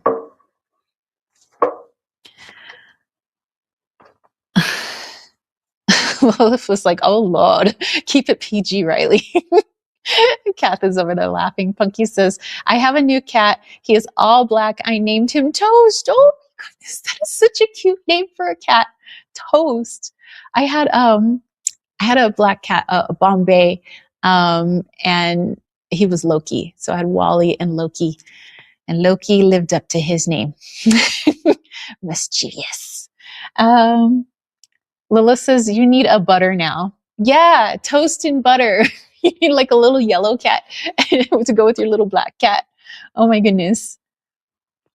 Siren says, every time I hear serpentine, I immediately think of Guns N' Roses. Welcome to the jungle. Punky says, he is a stray that showed up and the third cat. The other two are not pleased. Yeah, he's new kitty taking away their spotlight. Cass says, I just bought a Seraphonite pendant. Synchronicity stream. Lilith says, I used to wake up with some Guns N' Roses as an alarm. Oh my goodness. Punky's like, shana na na na na knees. And Lilith says, I'll play with Jack. And Siren says, OMG, again with the blood. I know, right? And Cass says, I need to play with my cat more, I think. Yes, perhaps Jack is putting out the alert to all kitty owners out there. He's like, play with us more. We may seem aloof and independent, but that doesn't mean we want a good ha-ha. We don't want a good ha-ha every now and then. Come play with us. And I feel like Riley was in my brain right now, and it was kind of a dirty joke, so I won't say it, but maybe later. I heard you.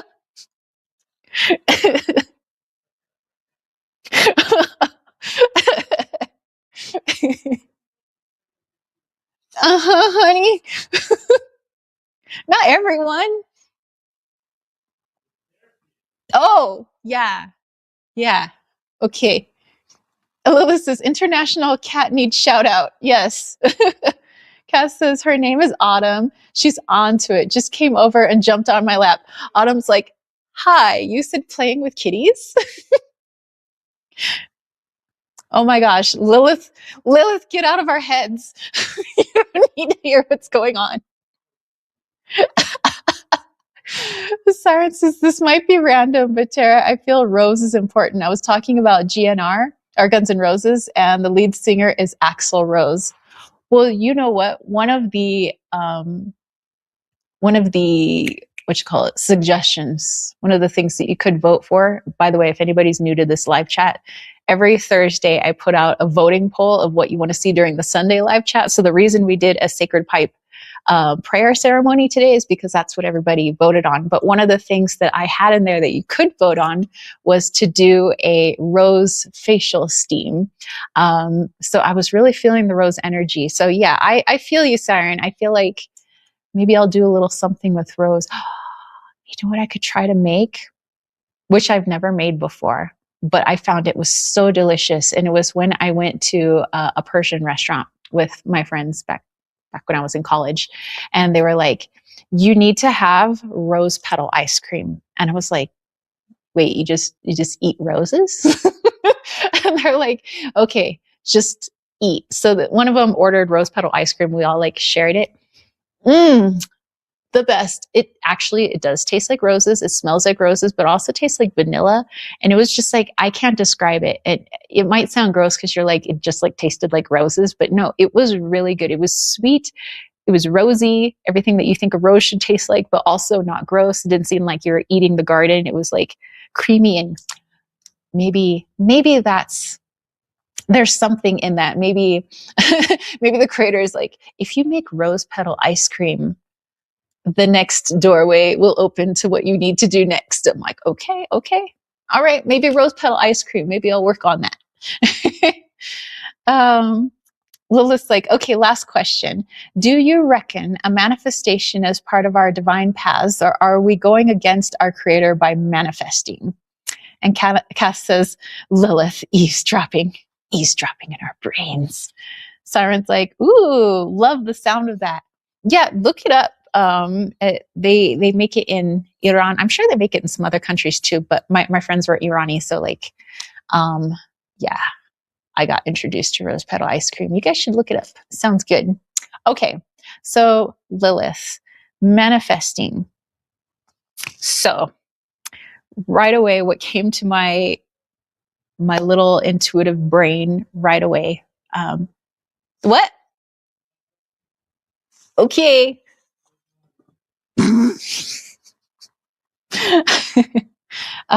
Cass says Mary Magdalene has the rose as symbolic, rose of the divine feminine. Heck yeah. I love me Mary Magdalene. The apostle to the apostles. Okay.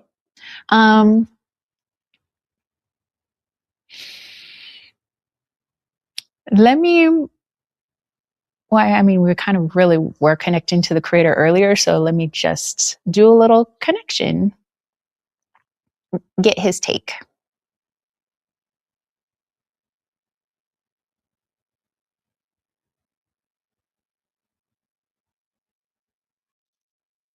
Okay, so it wasn't so much in words, but more like he was showing me a picture, or like a comic strip, but not funny. So I guess it's not a comic strip. It's just a cartoon strip. So he's showing like, okay, so let's say a human being totally cut off from the spiritual, just like totally believes that this 3D existence is all there is, and then there's nothing afterwards. That person would have to feel like all the good things that I want to have in my life, all the things that I want to obtain, I have to do it myself. And it's showing like all this like sweating going on. Like it was a cartoon of like this person sweating, like trying so hard to like, I'm trying to manifest this and I'm trying to manifest this. And it's like, but it's so difficult just trying to do it all on your own. Then he was like showing me this other little like cartoon strip or whatever, where it was like, okay, I know that you have some stuff all laid out for me. I mean, my life isn't like predetermined, but you have some things that I could fall into that would be, of my purpose and on my mission, and, and some things that I'm going to learn along the way. And, but it's like, I just know that the things that are meant for me and that are beneficial for me, they're going to come into my life. And so, as much as like, let's say the other cartoon strip or whatever, wants to be a millionaire. Maybe in that person's lifetime, being a millionaire is not really how they're going to serve the world. There was something else in mind. But of course, with free will, all those opportunities were out there for the person to see, and like, oh wow, I didn't need to be a millionaire in order to help myself heal, help other people heal, help, the world around me, help this place be a better place. I didn't actually need that. So while one person is like trying their darndest to like freaking just like manifest that $1 million, because in my brain, this is the only way this is going to happen. If I don't get this person to love me, this person right over there, then I'm never going to get married. I'm never going to be loved. It's a very narrow way of thinking, whereas the other way is like an infinite possibilities, where it's like, okay, my trust is in the creator. I understand that certain things are meant for me, certain things are not meant for me, certain lessons are meant for me, certain other things aren't. But I'm open to you pointing me in the right direction of just what I need. And so in that, we don't have to worry about like all the manifestings on me. Like, it's more, we're working together to manifest for our best and highest good, not necessarily what our ego thinks is best for us, but it's truly best and highest good for our soul and for everyone that we come in contact with. Like, we are going to help a lot of people based on me just having faith that, we could do this together. Like, me and creator, we got to do this together instead of feeling I have to do it myself. So I guess it was kind of like a layered answer to that question, where it's not, like, I didn't feel like it was like that, like manifesting in itself, like just the word manifesting is bad, because we could say, this vision manifested in front of me, these things manifested. Yes. But when we say that we cut off everything else that is the divine, and we feel like in order to do all the things I want to do in my life, I have to manifest it myself. Where it's like, I have to manifest the partner, and I have to manifest the money, and I have to manifest a mansion, and I have to, and so it's like, you know what? The creator and I are going to manifest some stuff together, and he knows what is going to be for my best and highest good.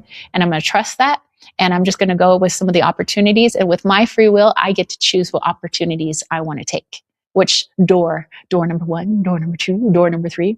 And it just seems like it's so much easier. So yeah, I guess it's depending on how you want to go about manifesting. But manifesting itself, it didn't feel like it was bad, but it's the intention, the purpose behind it. One is the lack of soul. The other is with soul. So I guess, I don't know. I hope that makes sense, but that's what was coming to me. And that's the best way I can describe those comic strips that he was showing me. He was showing like one person like sweating, like, oh, it's so hard to have to like do everything myself.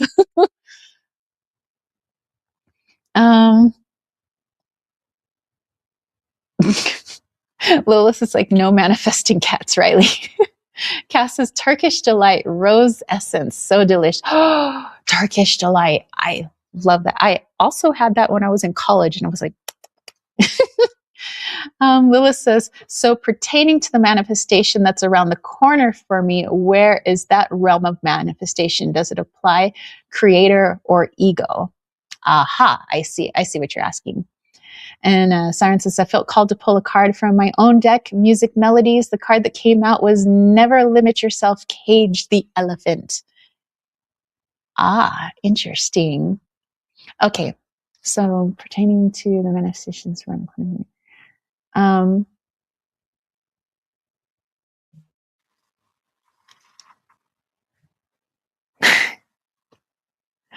Okay. So he was showing me like a person like with their arms folded with like the question mark above their head, but more like he's like, again, not with words, but just like the energy just that I feel, just showing me. He's like, did I not answer that question?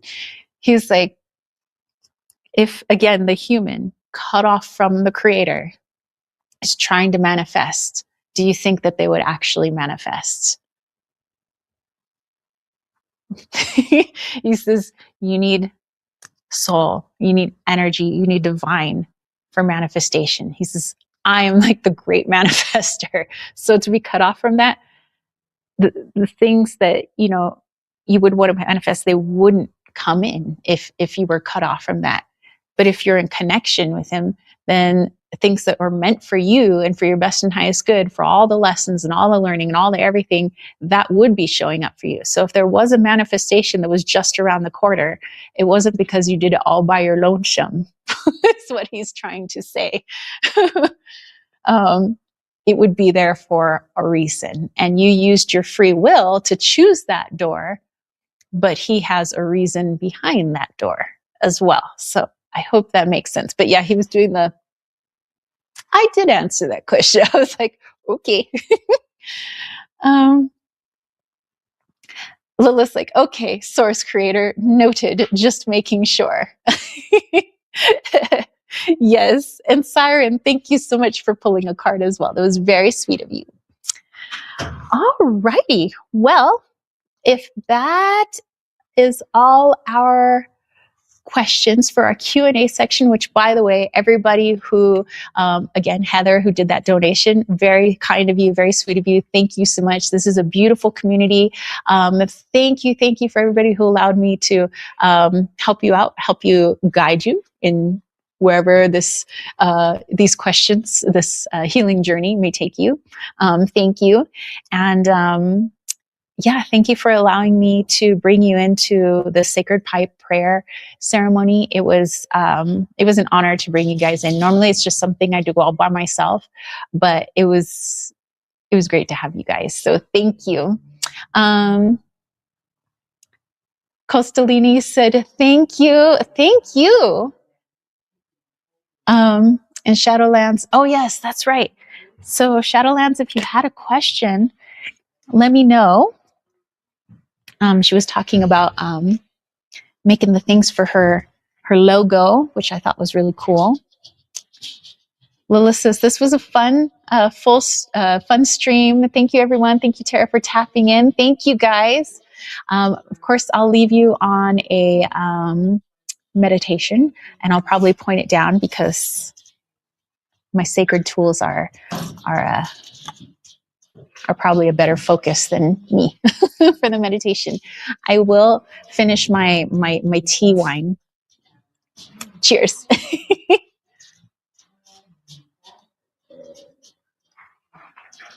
Siren said, blessed be everyone. Yes, blessings to you guys. Cass says, yes, it's been great.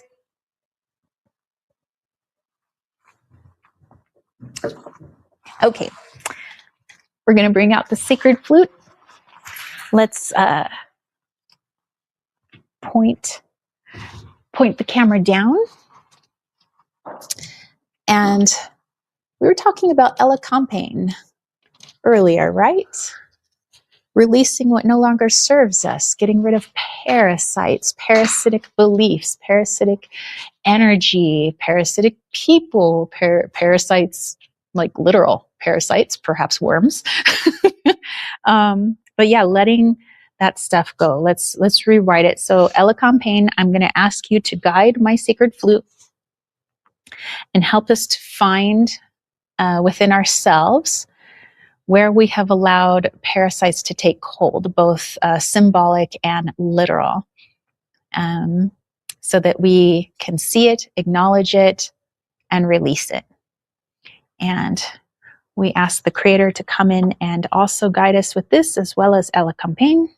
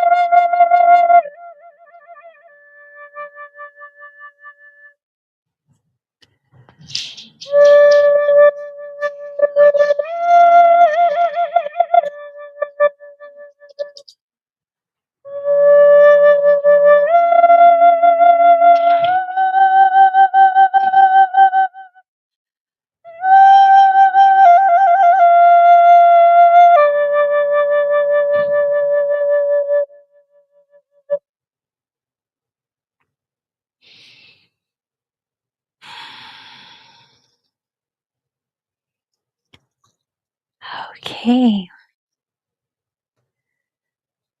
So hopefully Sacred Flute as well as Elecampane was able to just guide you through that melody, through that frequency, allowing you to find within your energy, perhaps spiritual, mental, physical, emotional, all the colors of the medicine wheel, helping you to find where there might be things that have latched on.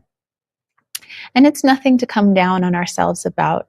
It happens to everyone and everything, but it's the knowledge that sets us free. Once we find it, we can release it. And everything is possible with the Creator who we came from. So anyway, thank you guys so much for joining me today. Like I said, it was such an honor to have you guys in this ceremony. And thank you for allowing me to put those prayers out there for you guys. It was, yeah, it was a total honor. So thank you. Costalini said thanks, and Lola says this was a fun stream. Thank you, everyone. Thank you, Tara, for tapping in. And Katha said it had been great. And Punky said reminds me of the friendly giant theme. Aww. And of course, Siren had sent everybody off with blessings. So thank you guys. Can't wait to see you next Sunday. Definitely stay tuned for that medicinal wine video that I made. So took me like 9 days to make because it took 9 days to macerate the wine. So, but I had myself a medicinal glass today. Very good for the vitality and improving circulation. Good for the heart for people whose questions were surrounding the heart space. So definitely take a look into it. It's pretty easy to make, but it is medicinal. So it does taste like medicine, just so you know. All right, guys, I will catch you spiritual homies later. Stay wild, my friends, and peace, love, and chicken grease. Peace out. Bye.